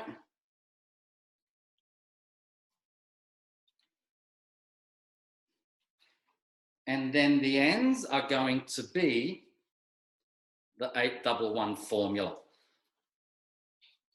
So it's only minimal that we are going to see the 8 on the top section of this color. And that's going to start help open up the length of the 9 on the sides. Just make sure we have all this hair colored. Mannequin hair can be a bit tricky. It doesn't separate like human hair, even though this is human hair, but on the head, it's a different feel of working.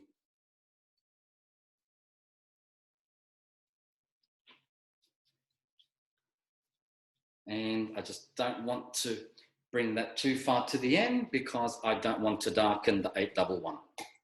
There we go.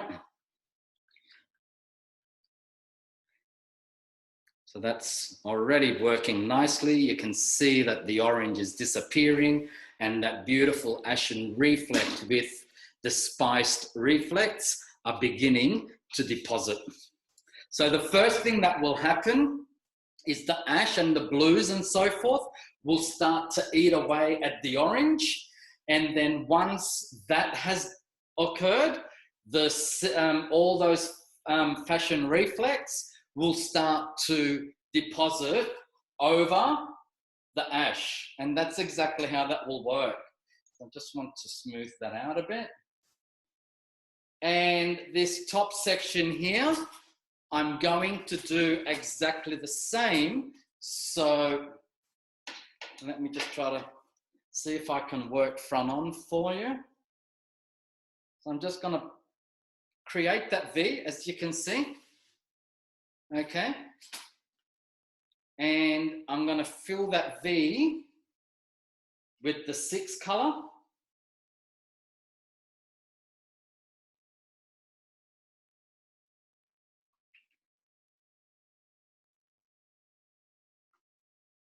And color the outside with the 7.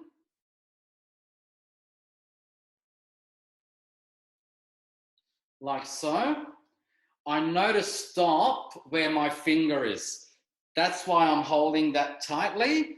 That is my guide, not to go past my fingers with these darker colors. Otherwise, I'm going to have dark ends. So now I'm just going to blend all those in together. Just going to wipe my fingers so they're not contaminated with dark. And make sure that this hair is nicely colored. And now I will color the ends with the 811.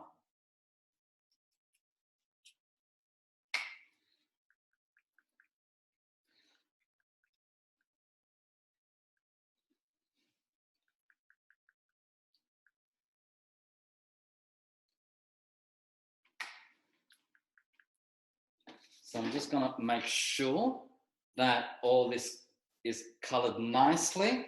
I'm going to work some 6/6 in the center again. And some 7 on the ends, on the outside. Just to make sure I have enough color on this hair.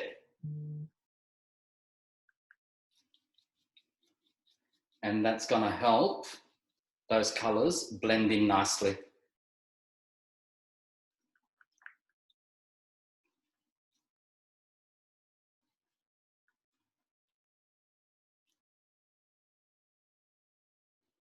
Notice how I'm not touching the ends. I don't want a 6 or 7 contaminating those ends. So I'm just working on the top section to blend those colors in, but not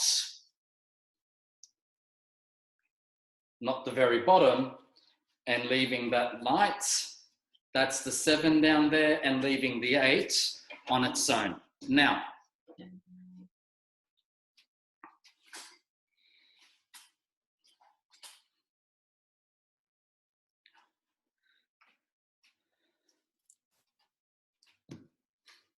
someone's trying to text me, but it's a bit difficult to answer texts when we're in a class and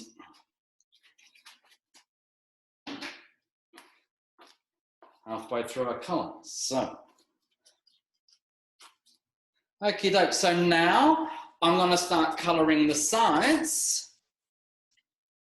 And again, I'm going to start with my 611 at my roots.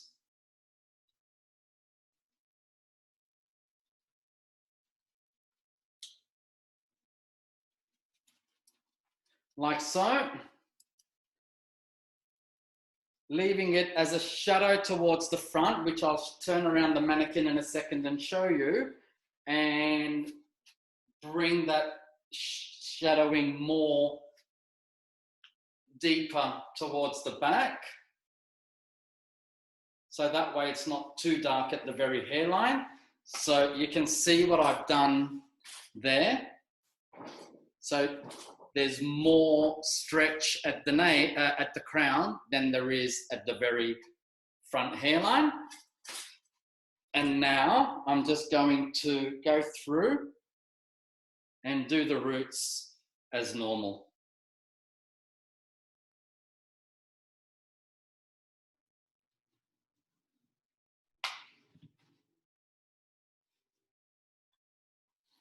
Like so. Now just remember that these ends you want to keep as clean as possible because that's going to be a light color there. So try not to dirty the ends with color that you're applying in previous sections.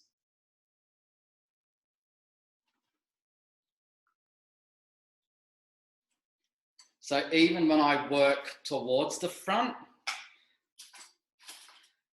I am not coming down too far at the hairline.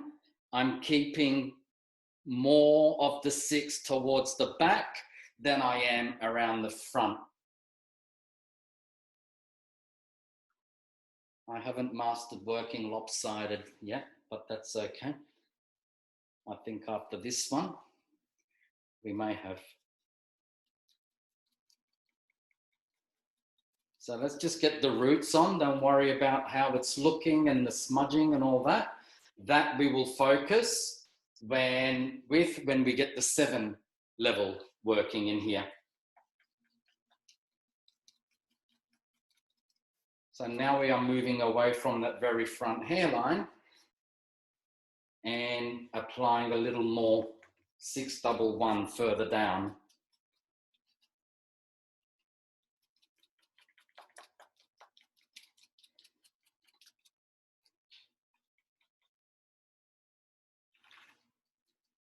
Now, obviously, this lady at the roots, I see a question. Can I please ask, with the natural hair level 3 to lift to level 6, can we use high lift with 30 vol or bleach with 20 vol, then do freehand belly out? That is exactly what we discussed this morning, and my answer to that would be yes. Okay, so you can lift it to the orange either by pre-lightning or high lift, get to your orange, and then once you get to your orange, you can start this process. 100%, yes.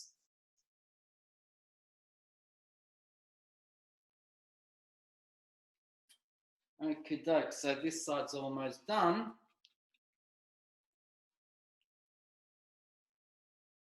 And then we'll turn her around and do the other side. Notice how I'm working in the same direction as the section of the hair. Okay, I'm taking diagonal section all the way up.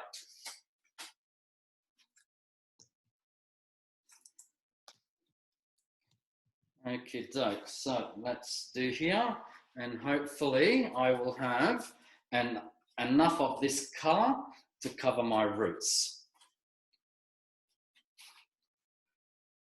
So as I was about to say before, let's just say, for example, this lady had grey hair and the roots you needed to cover grey hair whilst at the same time you wanted to create this modern effect because the client is young, that's just happened to start going grey at a younger age.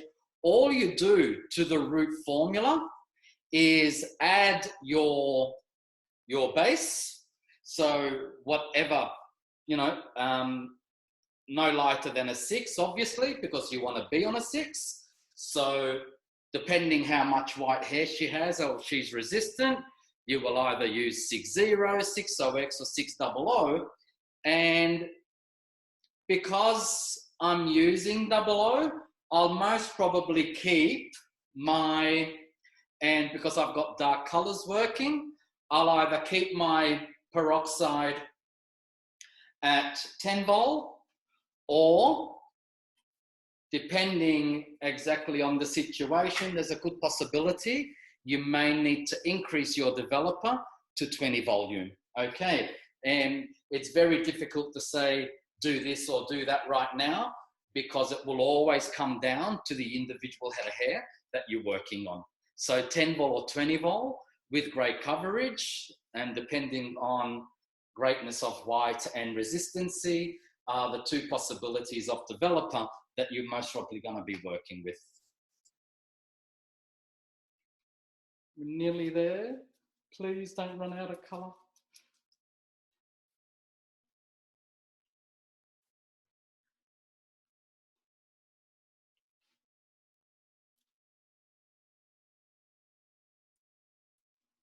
So less at the front, more at the back.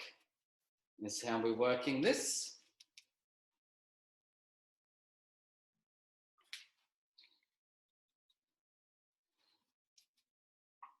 And then as we step away from the front area, we start to fill more of that root area with the 6.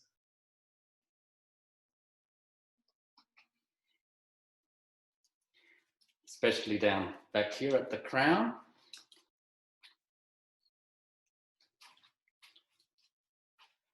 Okay, I'm very happy. I've got enough color here just to help me smudge the 7 in as well. So that's the roots.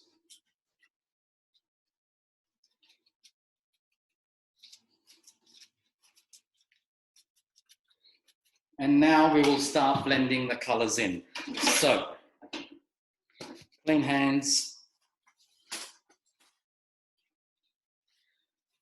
This is where it gets tricky now, where to actually clip the hair, because the back is contaminated already, and you can easily cover that up if you like, or you can just be very careful and just stretch that hair right over, like so, and overextend where the regrowth is. Okay, so 6, and we start again. A little bit of 7 to blend it in. Smudge.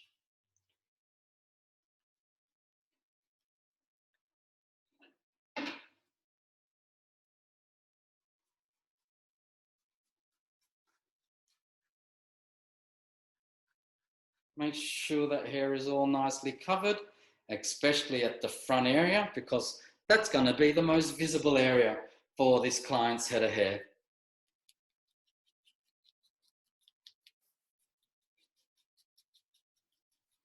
Then I'm going to bring in the 8.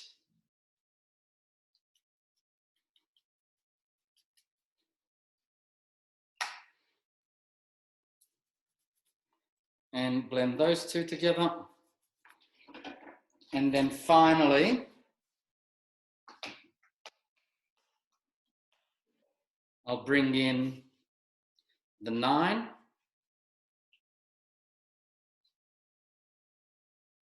And that will blend into the 8. There's a fly in here and it's bugging me.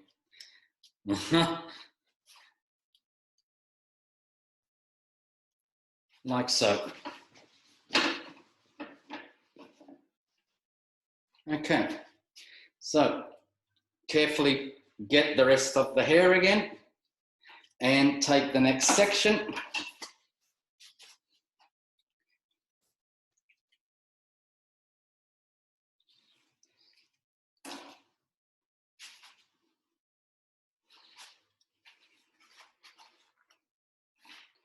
Seven.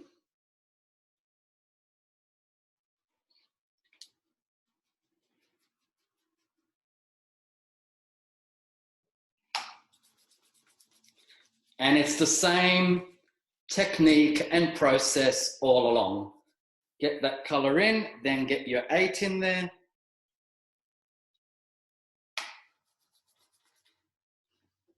And your 9 at the very ends. So now my emphasis is going to start being around the tips and the level 9 formula, because this is the point where that hair is going to fall in its concave shape.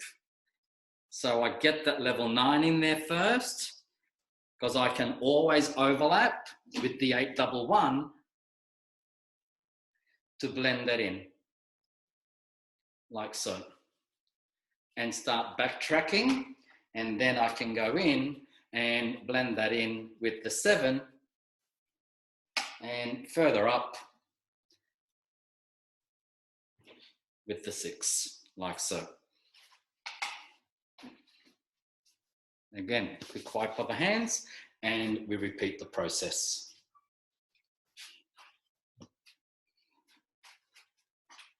Now, starting to come around the front.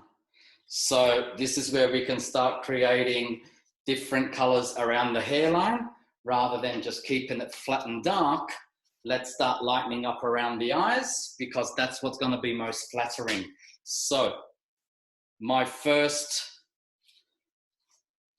instinct here is keeping that 6 as much of a shadow as it is there, and start bringing in the 7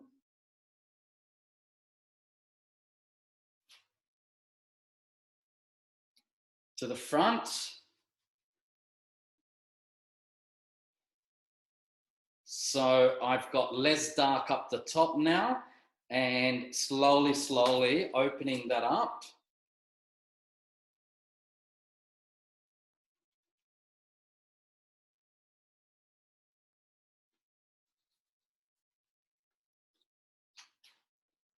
I know you're almost probably thinking, he's forgotten something today. I haven't.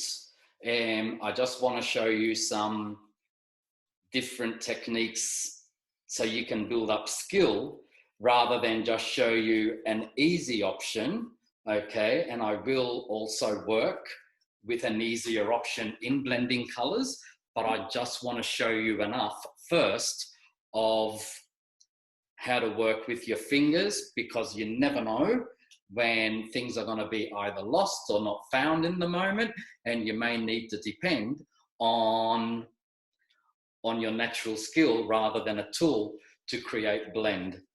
Okay, so if you're wondering what the hell I'm on about, I could easily do this by having 2 or 3 different. Love your work, thank you very much. And I love you all being here. So I could easily use the eye blend brush and have about 3 different ones, so I don't contaminate them with each color, okay? And make it easy that way. But I thought it's nice for you to be able to see as well how it all works naturally with fingers.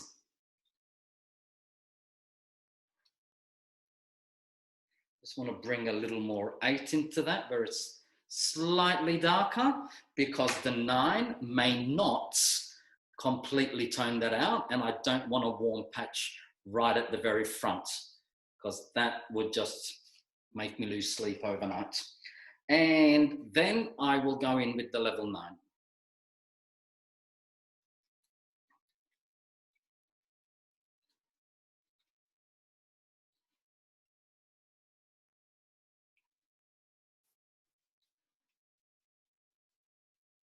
Like so.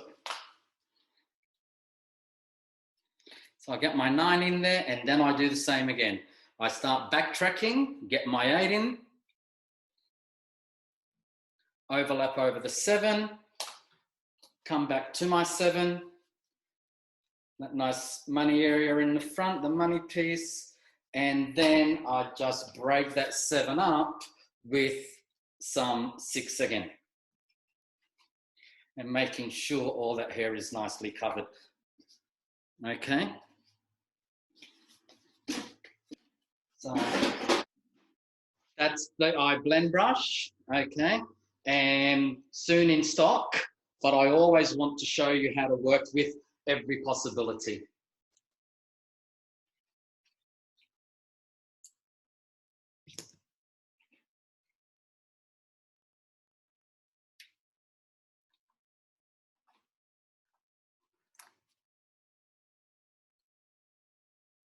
Okay, I don't need to pin that back now. That's going to stay on its own with less hair. Just going to comb this hair. Make sure there's no color on these ends. Great. And we start all over again. 6. Now, at the front, no, that's still too dark up there. I'm going to keep it at a 7.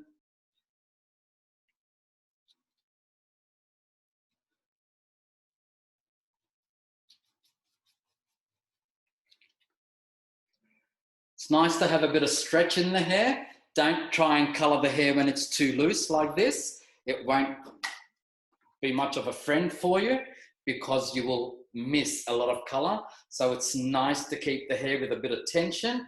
You don't have to pull your client's hair off her head, but it's better to have a bit of tension. And we'll bring a little bit more 7 here where it's dark, and then we'll start working with the 8.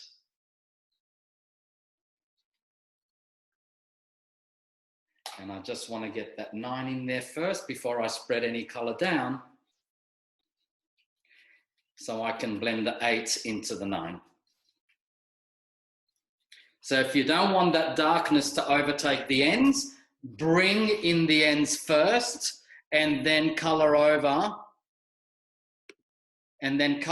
with the dark again. Okay. So work your light in, because then you can always bring in a bit of that 8 over the top of that. Don't go too far down. Top up your 8 like so.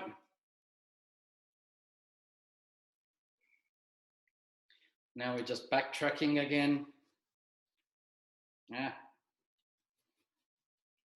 Get that 7 in there again, just to make sure you've covered all the hair. And just by feathering like this, you remove any heavy lines, and it's another form of natural smudging, but you're doing it with the brush and making sure that you have enough hair on that head.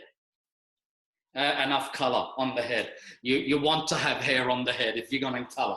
Sorry, getting a little bit carried away with my words here.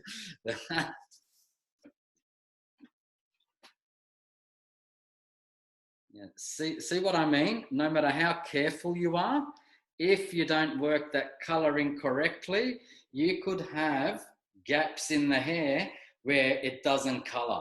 And I'm glad that's happened, so I can show you that. And like I said, mannequins can be a little bit challenging to color, but so can human hair. So just be careful. And this is where the blend brush is great, because it does brush through the color more evenly. But it's important that you can be aware naturally of these things that are happening and attend to them. Now I'm just going to come in with a little bit more of the 8 in there. And it can easily happen because you're not working the hair right through, because you don't want to contaminate the different layers of color. And so just be mindful that that's not going to happen to you. Okay. And then make sure we've got enough 9 level in there. It would have been nice for these ends to be a little bit lighter, but you know what? Better to have hair than breakage.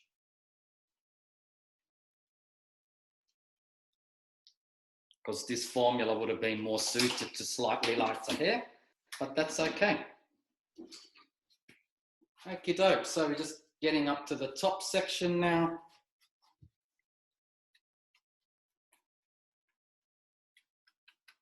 So even if you're not working with the blend brush, you can use the blend brush as a detangling brush and just make sure that that hair is spread open nice and even. So when you're coloring, you can make sure the color is penetrating through to the other side as well. So we'll come in with the 7 here.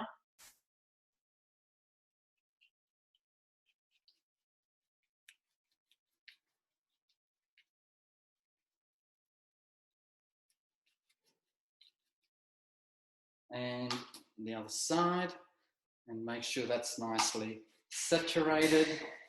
You can always have a second comb and bring that color through. Work on that angle that you're working with, and that can also help spread the color evenly. So That way you can see where you need to top up.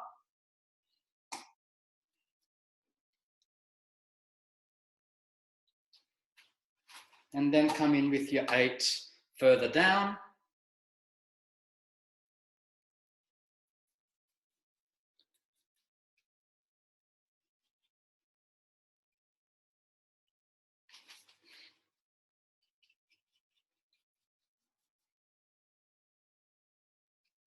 Like so.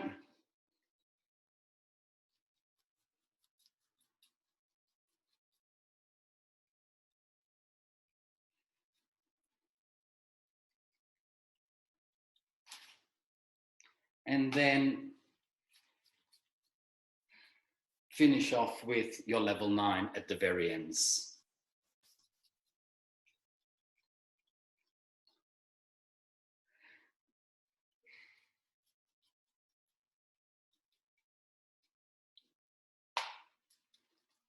So get those ends nicely colored. Make sure you're not missing anything there. You don't want orange tips. You want those tips nicely colored. And then you can start working your way back with your 8.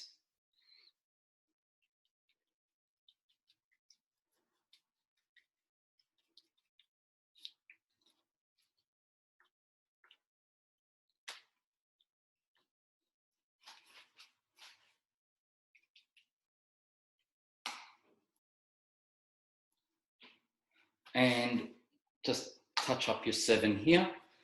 Don't forget you've got a whole other side to do, so don't use all your color up in this one section here. Okay, so again, clean the hands, turn dolly around, and we will start. Done all the roots, so that's great. Just need to clean her up a bit because some colour has ran down her face here. There you go. This is what I mean. It's always better to clean, okay? Because if this colour can stain a mannequin, you can imagine what it's doing to the clients, okay? So, now this is where it gets really tricky because all the hair is coloured, so you just want to make sure that these ends aren't touching anywhere. So that's how I've sectioned that off. I don't want those ends and mids to be touching anywhere. Okay. So let's bring that 6 in. Spread that hair open. Give me a bit of stretch.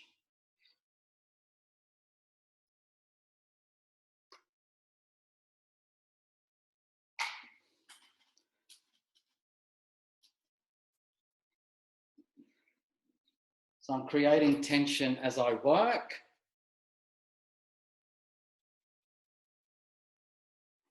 That way I can get my brush nice and deep into that mesh.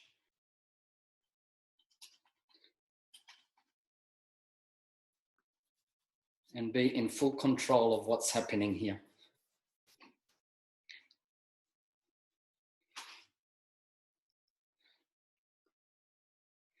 So that's going to bring me down to the 8 level, and I can further blend in a 7 into that.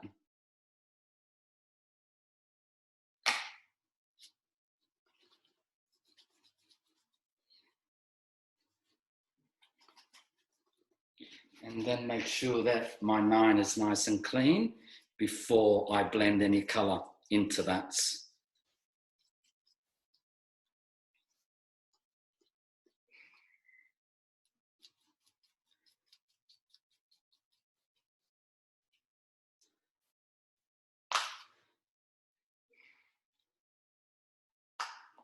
And then I start backtracking as usual on my way up to make sure that there is enough color throughout this whole hair. And then touch up with my 7.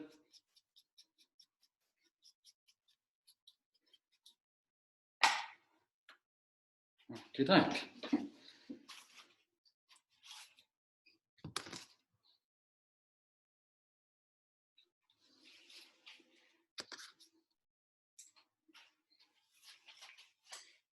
And we do it all again till we've coloured the whole hair.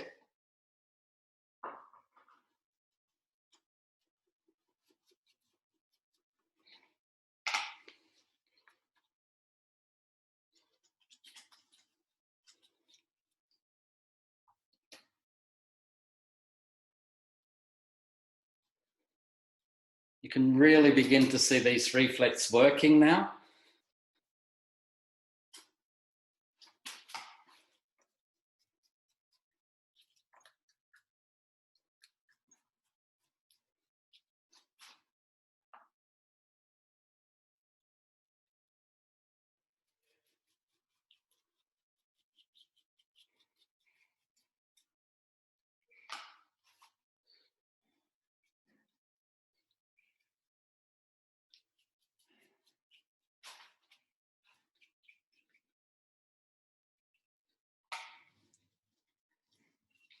That's that 9 at the, whoa, go away, go away, go away, go away. Just be careful. Thank God that was the 9 and not the 6. I'd be panicking a little more if that was the case. Getting the 8 back in there. Like I was doing on the other side, I'm just backtracking and making sure that the blend is exactly how I want it. And I have enough levels of colour throughout the whole mesh.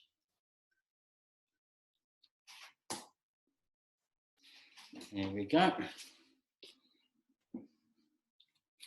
Scrape some of that colour off. Luckily it's only coloured the ends, which is exactly where we want that 9 to be anyway. Okie doke, so bring this over. We can not worry. Sorry guys. And I'm just going to brush that through so it's nice and knot free, makes colouring easier.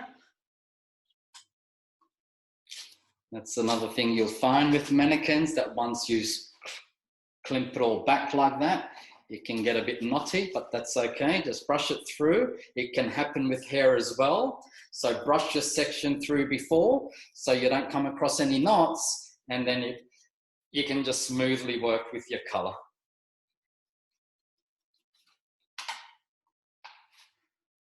That's some 6 in there to be able to blend those colours in. Working with the 7 around the hairline more, so we're not too dark. Dropping that slightly on an angle, diagonal angle in the back. Bring in the 8.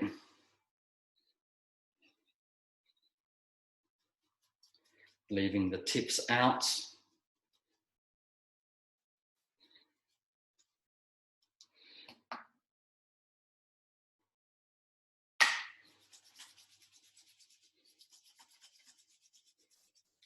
Just make sure that colour has started to work evenly there.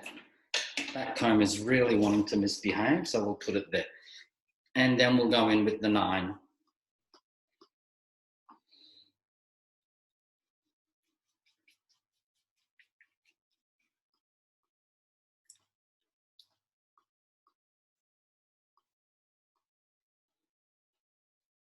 Saturate those ends nicely.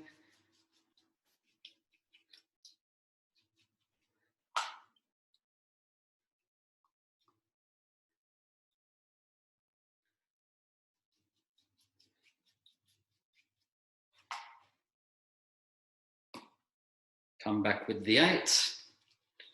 Make sure that's nicely penetrated through the hair.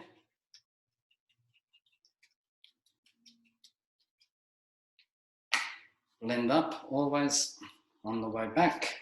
7.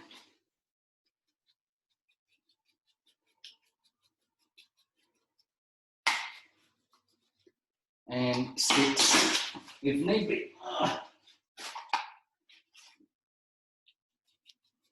Okay, so we're coming last few sections on top now, and then we will process this and come back at 2 to style her up and see the results.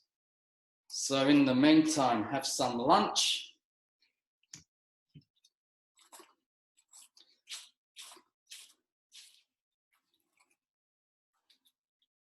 because I'm sure you're all getting a little hungry now. And we'll come back and then give her a beautiful finish so we can see how all these reflex have worked. And hopefully you'll give me a thumbs up.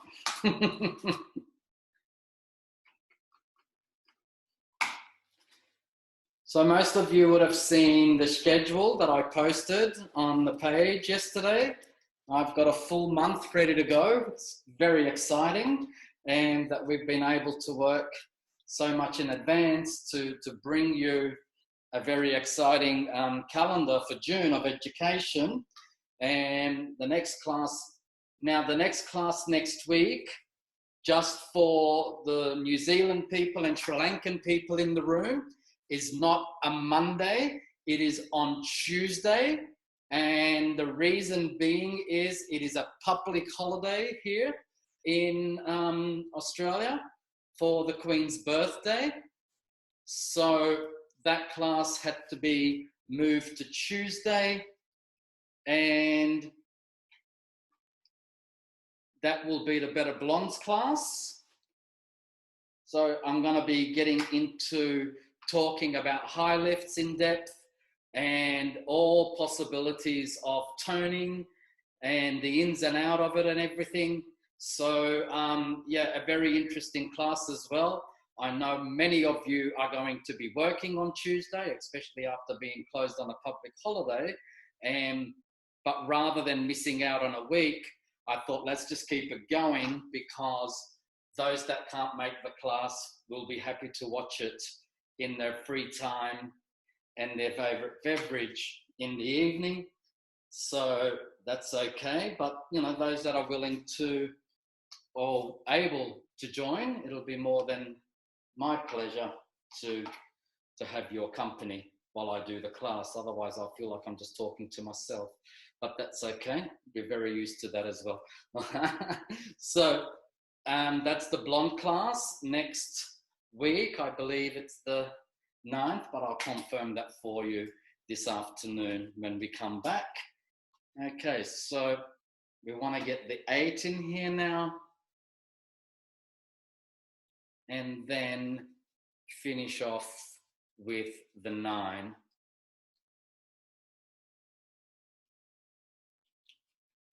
Nicely saturated. So look, whenever you're toning and doing fashion colors, don't just put a little bit of color on. You know, it's really important and very important that you have a lot of pigment in that hair for the hair to absorb. Don't forget, I'm glad during quarantine time. Sorry, let me just read this question or comment. I'm glad during quarantine I fill my brain with Jeval education support. You're the best. You know what? There was no way we were going to let our customers be deprived of education because of some pandemic and virus. And if anyone was going to have to put up with a virus, then let that virus be education and turn a virus into a positive pandemic, okay? And that's the beautiful thing, that we were able to do this. And yes, look, do I enjoy coming out and seeing you all and flying to your countries and places? Absolutely. And, you know, I'm sure that will happen again one day soon in the future. But for now, to be able to continue all of that and offering all of this, I think it's been fantastic as well. You know, it's made us grow, and you know, the education is always empowering to you guys as well. So I'm really glad that you've received this level of education with open arms. The feedback has been enormous, and even from all the stores and what have you. So yeah, we look forward to giving you more and more. And this month is just like electric. You know, we've got the blondes, and then the following week there's Purple Crush. And that's going to be really fun, because I'm going to show you how to create. You're welcome, Nari. Show you how to work with the 0.22 series and mixing them with interesting reflex to create nice, vibrant violets and deep and rich violets, and not achieve murky, dirty violets. So there's always lessons to be learned there as well, because violets will always be tricky. But I don't want to get in too much till that day, otherwise we'll have less to talk about that day. I'll give you some secrets and about violet colouring as well that day, which is awesome. And after that, another topic that's been asked of me, which I'm very happy to deliver, I have a hole in my glove, that's okay, is the class I've called Filling the Gap. And that's all about filling and, you know, repigmentation, pre-pigmentation, the differences, what, you know, best approach, how we do it, the processes and so forth. And then obviously colouring over successfully on that on that fill. And then finally, and the last Monday of June, I'm going to bring a lot of what we've done on these classes together in 1 2-hour session in the morning with the Jeval Essentials. And I'll be talking, you know, that's a great class for those people that have just joined Jeval and wanting to know more and more basics and so forth. It's fantastic as well for the younger hairdressers that are, you know, getting into colour and so forth. So yeah, don't miss that one. And in the afternoon of that day, and as a finale for June, I'm going to do and present the Jeval hair care range and go through a consultation. And, you know, and it doesn't have to be the one you use. Take extracts of it, and if it works for you, it's great. I know when I used to perform this particular consultation to all my clients, my retail was phenomenal. And, you know, it's not about having pretty shelves, it's about working your hair care range to make money for you, and hopefully that's what you're going to gain by looking at that class, is a lot of insight into how you can make retail a really good money maker for you, because that's what it should be. You know, besides complementing your professional work in your clients maintaining their hair at home, it should also be an area of creating extra income in the salon. So I'll show you how to do that as well, while explaining and giving you in detailed knowledge on the products. And having said all that now, this application is complete. We're not wasting too much time watching hair dry.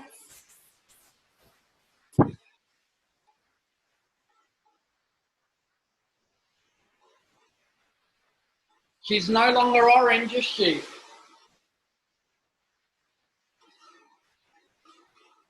Look at that gorgeous colour.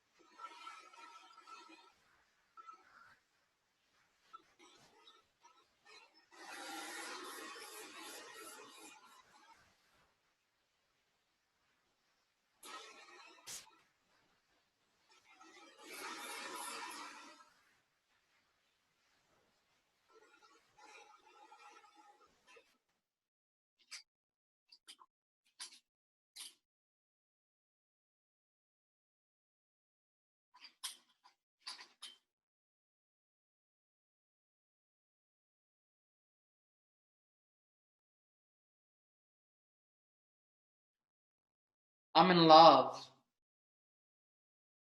I mean, who wouldn't want that this winter season? Look at that. So,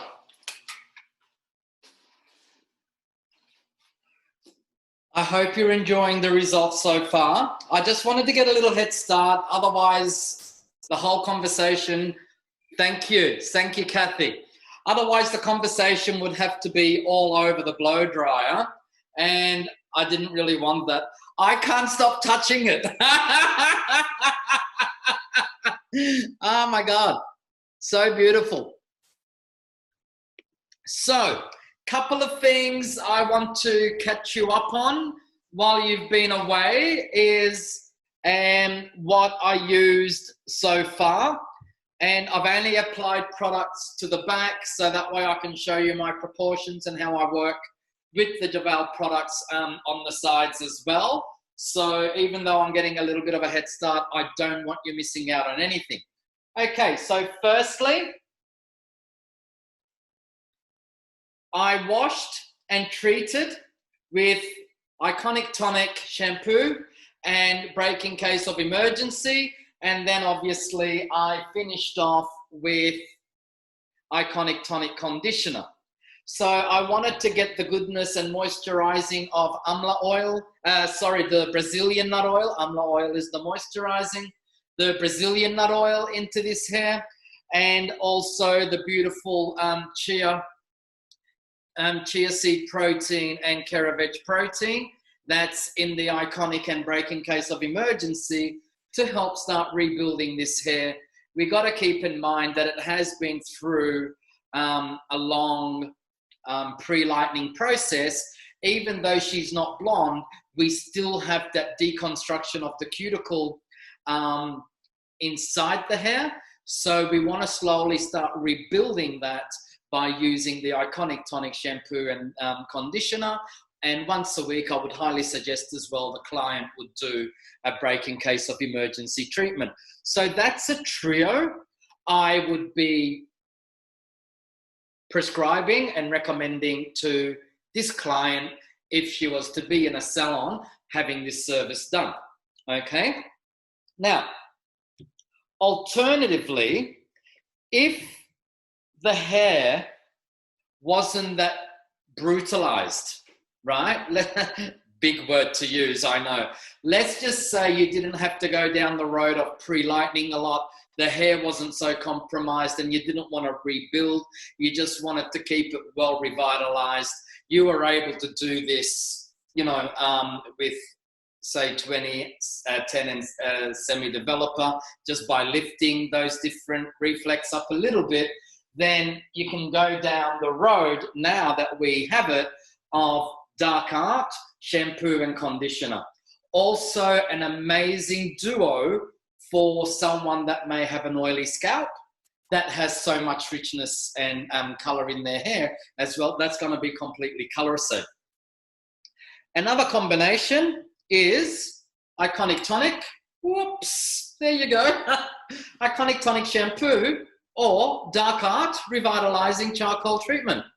Reason being is you're going to get all your beautiful proteins from the Iconic Tonic to cleanse with. And if you don't need so much heaviness in the treatment, then you can soften the treatment down to a revitalizing and work with your Dark Art. So all these products are also intermixable, and yeah, you just direct and create the home hair care regime that is suitable for your client and her hair needs, right? So I hope that gives you a little insight to how you can work with these products. And as I said, at the end of the month, I'll be doing a very big outlay of product knowledge with the whole range and consultation as well. So now I want to product the sides and front the same as I did the back. And how I started was with, I just want to clip the back away for now so I don't get all this caught into the front section. There you go. I can release that now. So first thing I'm going to apply is a little bit of tall drink of water, leave-in moisturizer, and this is also going to continue the treating and moisture balancing aspect of the hair. I always enjoy optimizing the moisture level, not overly, but you don't want to leave the hair too hydrated. But obviously in the salon, if you're going to do a treatment, you're going to leave it on longer. Here, I'm always pressed for a little time. And so you may not need to do this after you've treated and conditioned in the salon, because you're able to leave those products on longer at the basin. But here's so I don't get too much absorption of the styling product, I just like to put a bit of extra moisture back into the hair. Now, my smoothing product I like to go to is Abracadabra, and that's what I'm using here. But having said that, let's just say this client is also a regular blow dry client for you in the salon.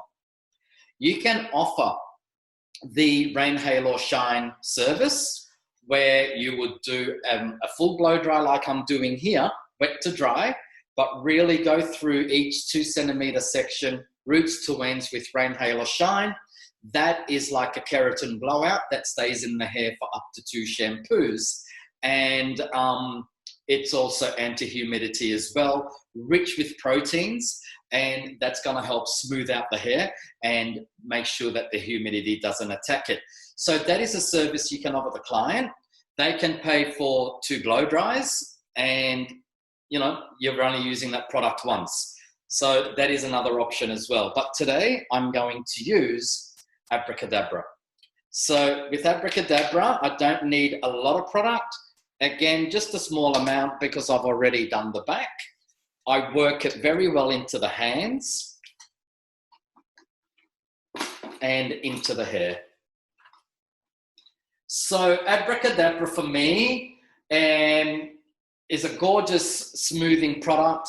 It's going to help smooth the cuticle. You can see the level of shine that this product creates in the hair. And who wouldn't want the hair that's shiny? Seriously. It creates what we call a crystalline finish. A crystalline finish is not so much an ingredient, but it is how the shine complex within the Abracadabra product works. So all your shine molecules interlink, and it creates this gorgeous mesh and matrix of shine molecules. Even if the hair is damaged, you will get roots to ends shine. Unlike other products where they don't have a crystalline matrix finish, you will get shine in the healthy parts of the hair, and in the very dry and damaged parts of the hair, you lose your shine. So with this, regardless whether your hair is healthy or a bit on the dry side or in the repairing mode, when you use Abracadabra, you are creating that beautiful shine, roots to ends for your client. So that's applied. You can go one step further, grab your Olivia Garden detangling brush and just comb that product through. So you have a nice even distribution, no knots, so that way when you're blow drying, it's nice and easy. And believe you me, mannequins do need a lot of work in creating condition and detangling. So I'm just going to push this back and create my center line, or parting as you would call it.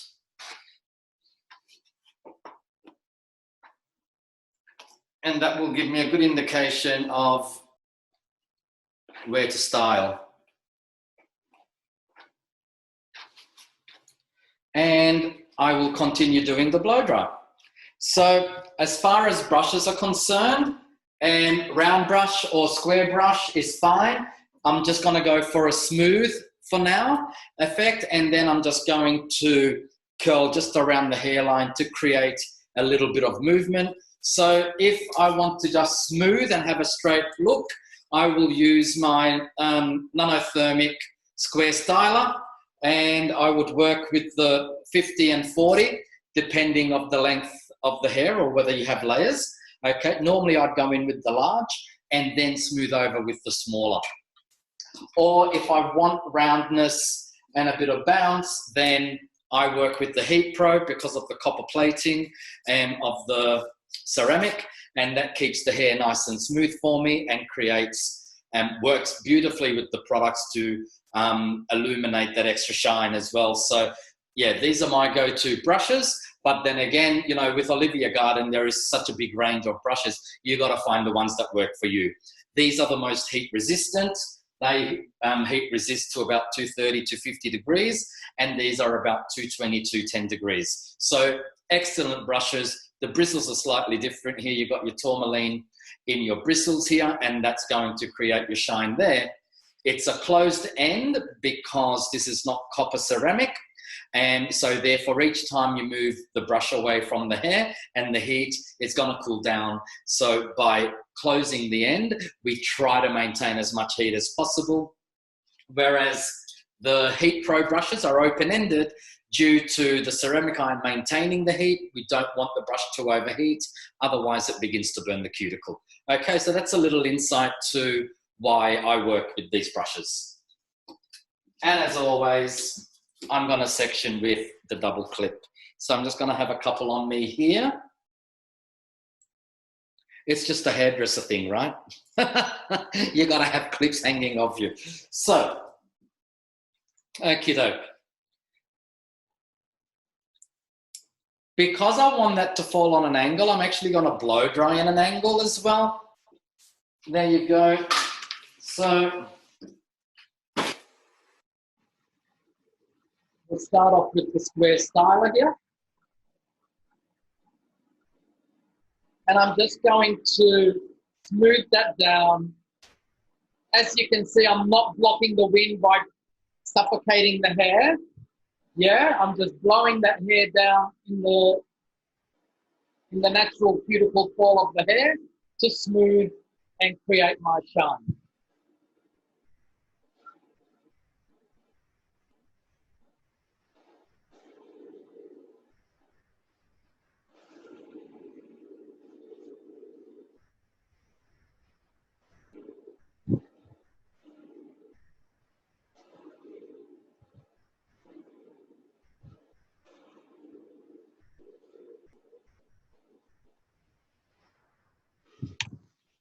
Okay, like any other blow dry, section by section.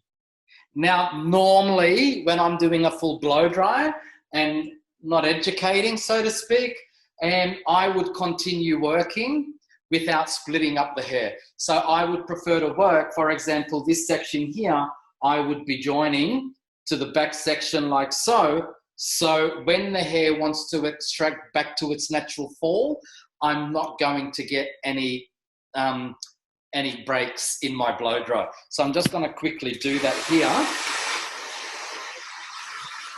just by putting some heat at that section and make that section one rather than two separate sections.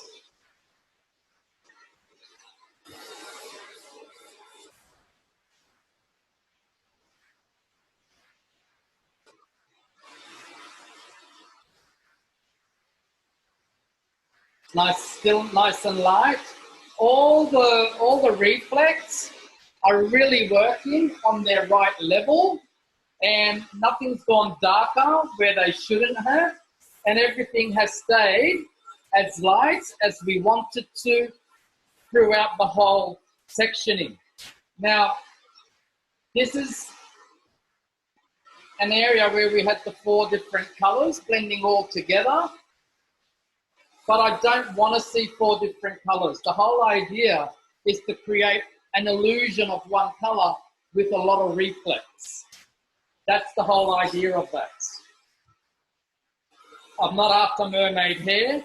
I'm just after a beautiful, cool result that's going to shimmer with shine and reflect, just as you were seeing before and there. But once I turn that around, that continues to work, right? You can see where the lightness at the ends are, coming up to the 8, into the 7, and then the 6. Oh my God, that is such a gorgeous reflect. And who would believe, and you can still see that it's an ash base. But like I was saying, ash does not have to be flat and dull. It can still be full of color just by simply adding a little bit of reflect to it. All we did was 1 gram of 629 to the 611 at the roots, and 5 grams of 556 to 35 grams of 711 in the middle, and then 8-2, 10 grams to 30 grams of 811 in the level 8 area, and then obviously 911 equal parts with F19. And then working with different developers to give me deposit, counteraction without flattening. So more deposit mids to ends with the level 8 and 9, and more counteracting at the roots because we wanted to lift the level at the roots as well, and not go too dark with the 6 and 7. And it's just really maintained a lovely flow of colour throughout the whole hair.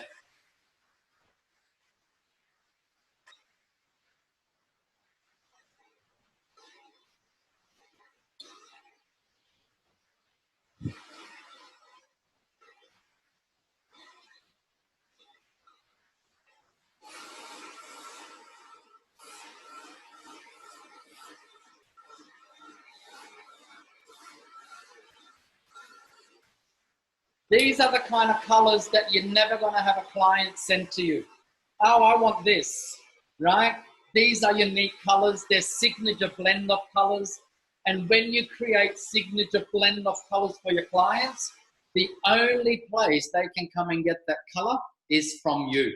And I would always say that, madam, I'm going to create a beautiful signature blend of Free Flex specifically for you and your hair. And it's going to be unique just for you, okay? The other clients don't get this. This is just for you. And they feel so special, and they don't mind paying the extra $10,000 for the hairdo, darling.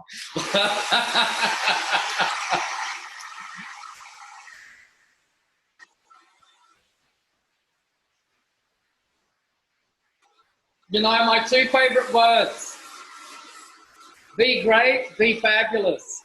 And when you create these kind of colors for your clients, yeah, there's no excuse for that client not to feel great and feel fabulous. So, success.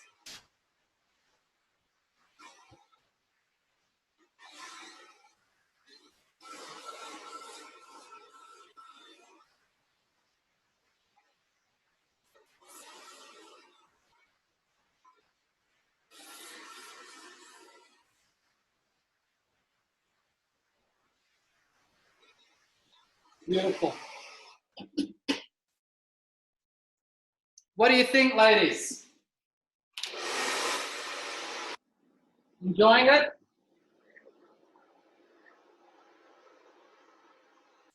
Let's let that down.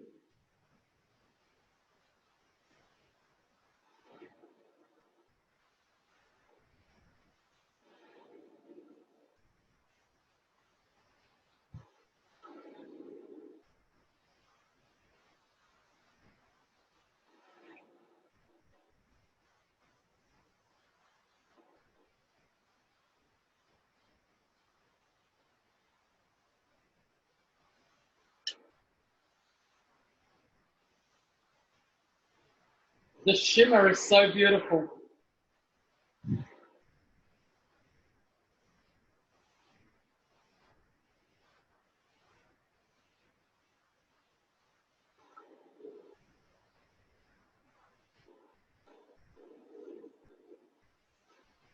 So I'm just going to smooth over this with a bit of copper ceramic. Looks great. Thank you so much, Nari.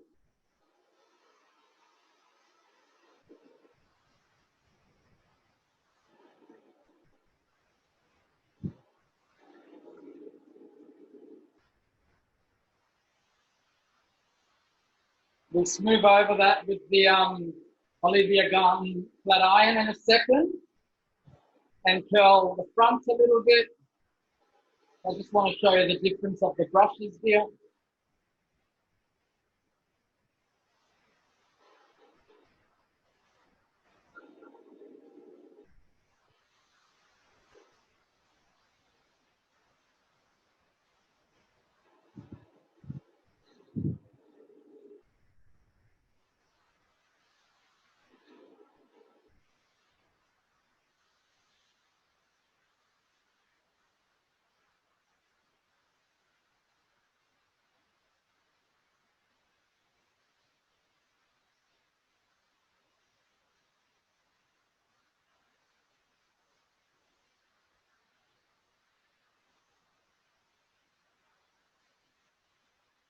walking down the street,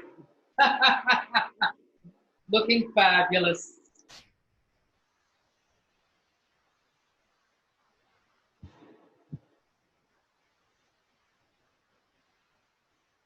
There you go.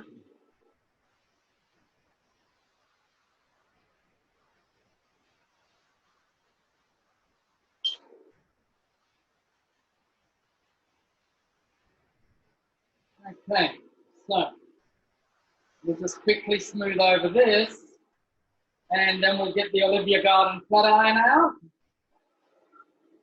and give this a nice finishing off. I like to always blow dry, wet to dry. That's going to really smooth your cuticle the best and make your style last longer. I never hardly, well, not hardly, I don't like to blast dry. That only makes you work twice as hard to smooth the cuticle. So do take that practice on. Because we do have lovely smoothing products, they will give you a better result if you blow dry them into the hair rather than blast dry them into the hair. Okay?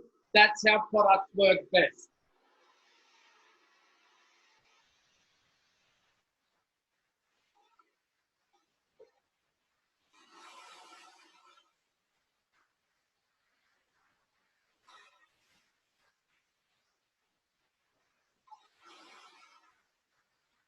Now, what you don't want to do is make the big mistake when you go and straighten this and educate your clients as well. Keep your straightener on lower heat. Don't go too high. Don't exceed 200. You won't need to, because that is going to completely remove color off the cuticle, especially mixed two ends where you've only worked with semi.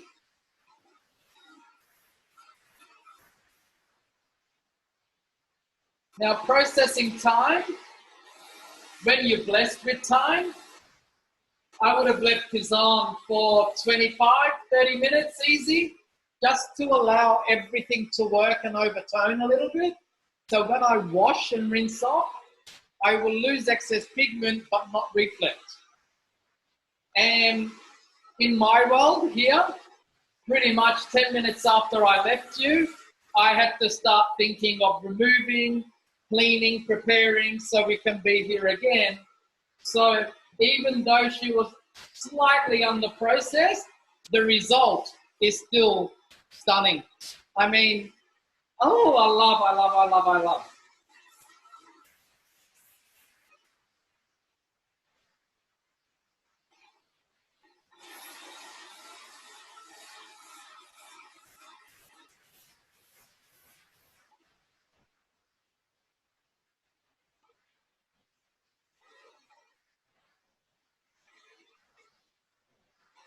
Make a nice photo shoot here, this one. Because it's very unique in its reflex. I'll have to speak to the boss.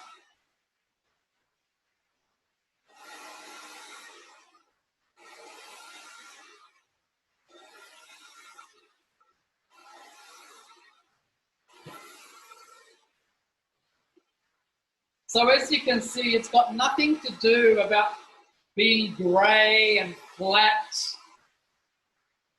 It's, you know, so this is more about interesting ash reflex, new ash reflex, you know, the ones that are not vogue or the ones that aren't on every second person. And for those clients that want something unique, want something that not everyone is wearing, and wants to be a little bit more fashion forward and ahead of time a little bit, but they suit anyone from young to older. Just manipulate a bit of reflect into your colors. The way it works for me is I spice my food when I cook for flavor, then I'm going to spice my color for interest and character. I think the color has more character, you know, and when people see this, they're like looking and trying to guess what color is that. Is it ash? Is it brown?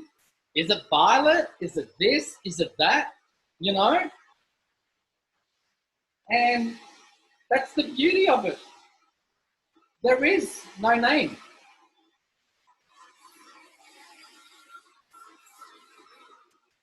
It's G blend. What's your blend?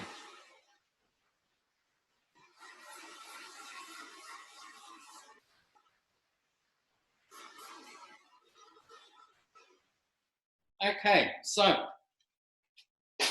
that's my workout for the day. Just going to remove that there.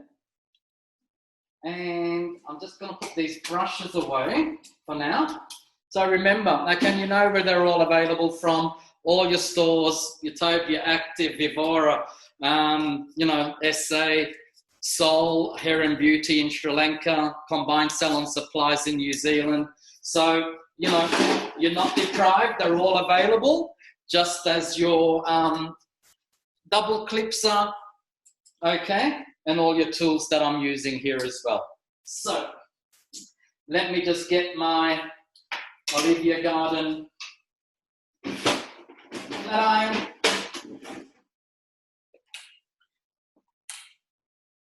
Unlock, thank you. So for those that's never seen this, you've got your travel pack that can go in and it's heat resistant. So after you've finished using it, you're in a hotel room or something, you've gone away. This is how you tell your clients, okay, you don't need to wait half an hour for everything to cool down. You just simply put it back in its bag and you're ready to go. It's heat resistant. So I'll get this going and then I'll go over some of the lovely features in it.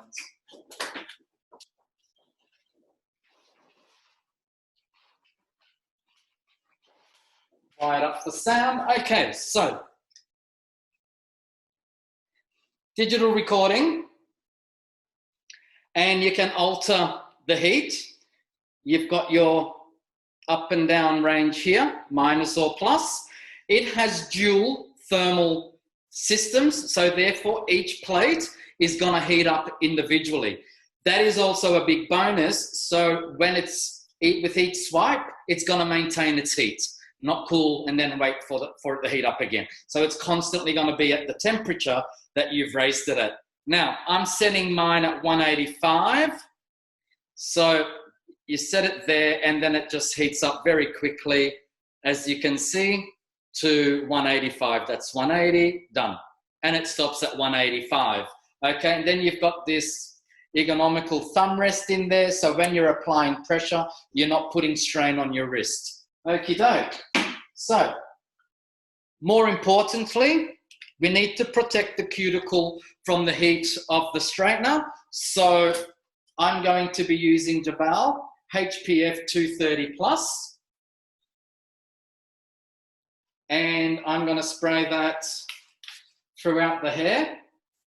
And that's going to give me some lovely protection to protect, oops, that was silly, G. That's going to give me lovely protection to protect the colour and the cuticle so I don't burn anything here.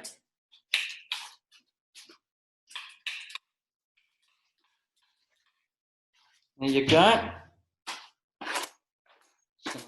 And that through. Now, here's a little tip with heat protectors. If you spray little, sometimes it feels like you've done nothing. If you feel you've sprayed a little bit too much and you feel that it's swept the hair, don't panic. All you need to do is grab your dryer and dry it into the hair. That's all.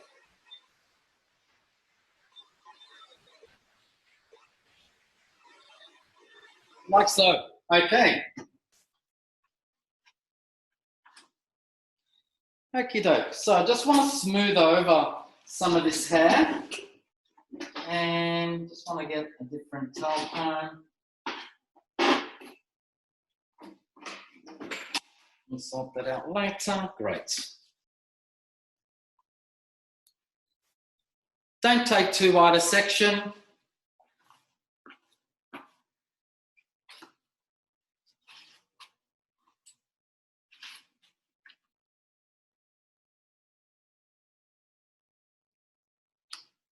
And it's just nice to finish off, but I don't let this to be my main work. My main work is always going to be the skill of a hairdresser, because in my perception of hairdressing, that's what clients come to you for. If they want to, you know, blast and straighten, this is something they do themselves at home. And I think if you can offer them real hairdressing, then, you know, your value for your service is not going to be argued. So I just want to gently smooth over that.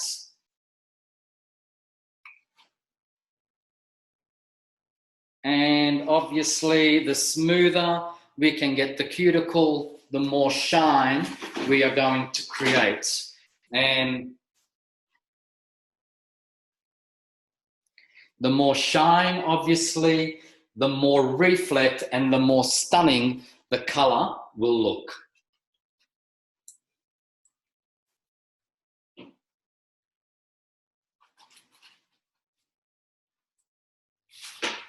Would I have changed anything now that I'm seeing the result? No. I could not be happier with this result. There's no orange.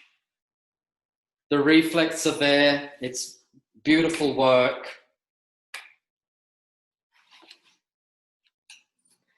Got that lovely 611 shadow at the roots with no warmth because we haven't pushed it too far, only 10 volt. So that's done what it's meant to do. And stunning reflex working throughout the hair as well with all the other blends of colors that we've formulated today.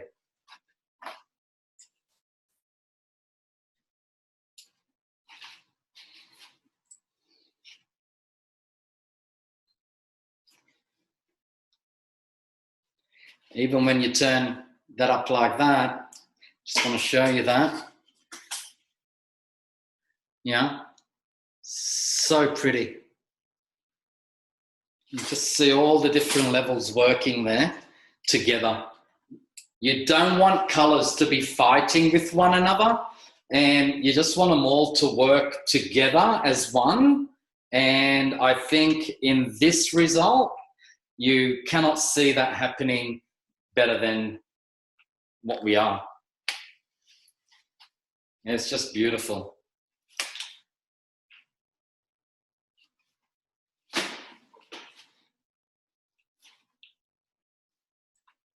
So the iron also comes in titanium. The difference between the ceramic ionic, well, they're both ceramic ionic, but the difference between the ceramic plates and titanium is the ceramics are not designed for doing keratins on, okay? And you do keratins with the gold version of the flat iron, the normal ceramic plates. Eventually your plates are going to start to erode, okay? Because they're not designed for the acids in keratin. So for keratins, you're better off buying titaniums also with the ceramic. If you've never known this before, just a bit of knowledge for you. Normal ceramic plates are good for about 200,000 swipes. So the titanium never wear out. The titanium are also excellent choice for more hair that is more coarse, and the ceramics are great for hair that are fine to normal because you don't have to go over it so often and creating the longevity for your plates. So if you didn't know that before, there's a bit of interesting information for you.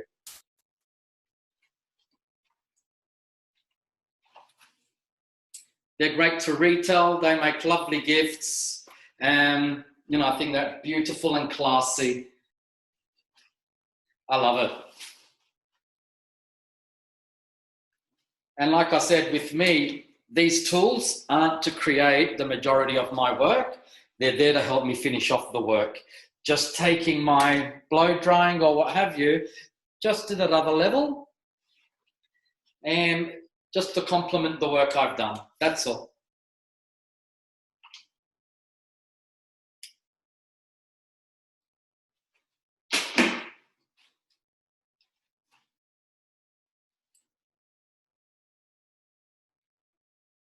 So I don't want curls around the back or anything like that. I just want a slight wave around the hairline, and otherwise, yeah, I just don't want it to look, I don't want to give this look that particular bouncy, very wavy effect. And I want to leave it as straight as possible to show the blend of color as much as possible, okay?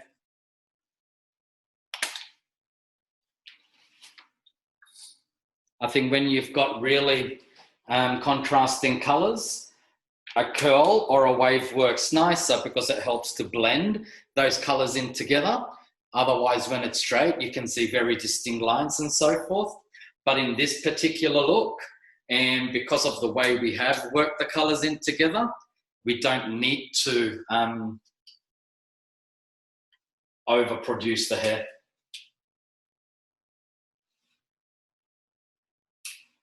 Because we want to see as much as possible those reflex all working together simultaneously. It's just gorgeous.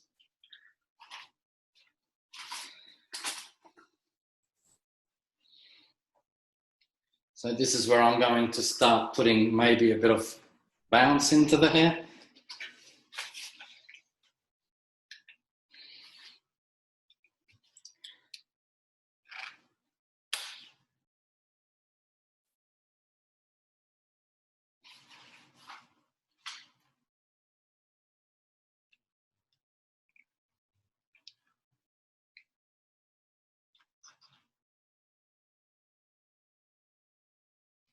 Just a bit of movement like so, not too much.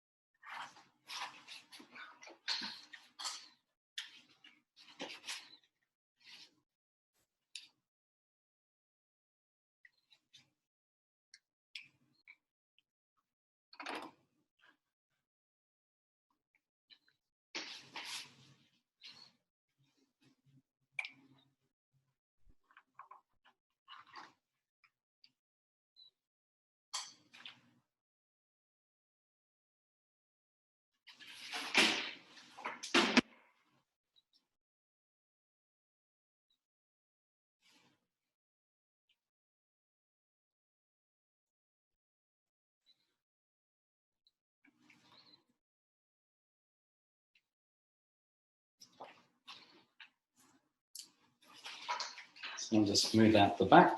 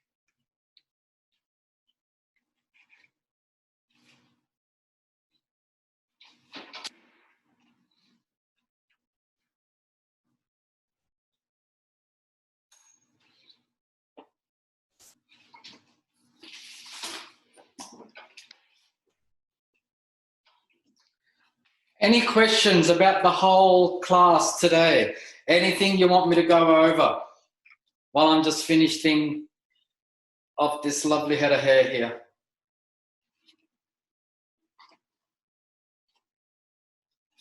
Any questions? No questions?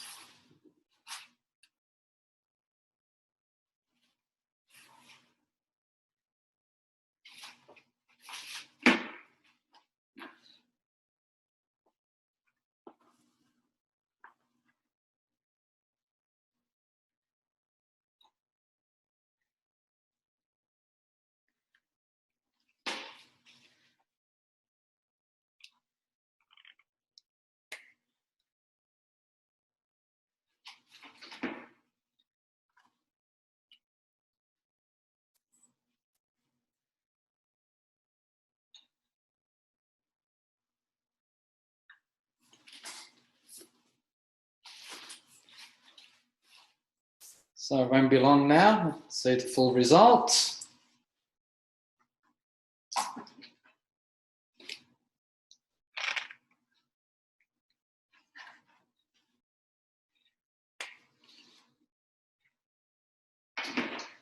want to kink, bit of kink in the center there.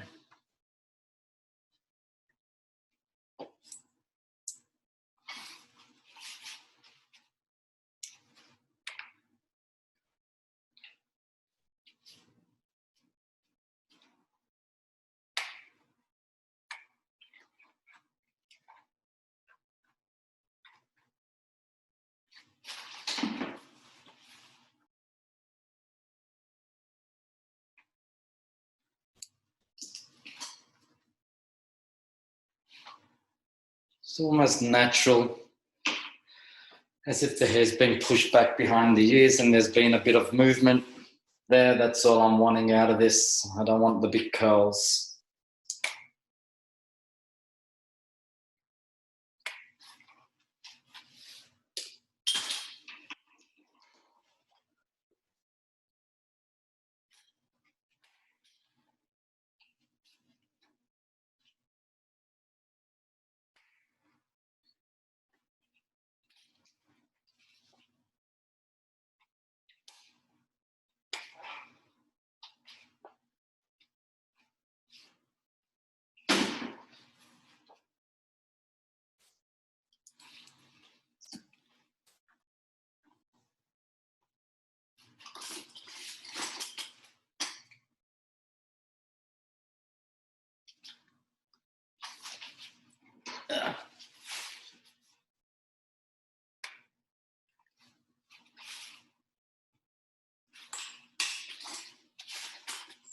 Sorry.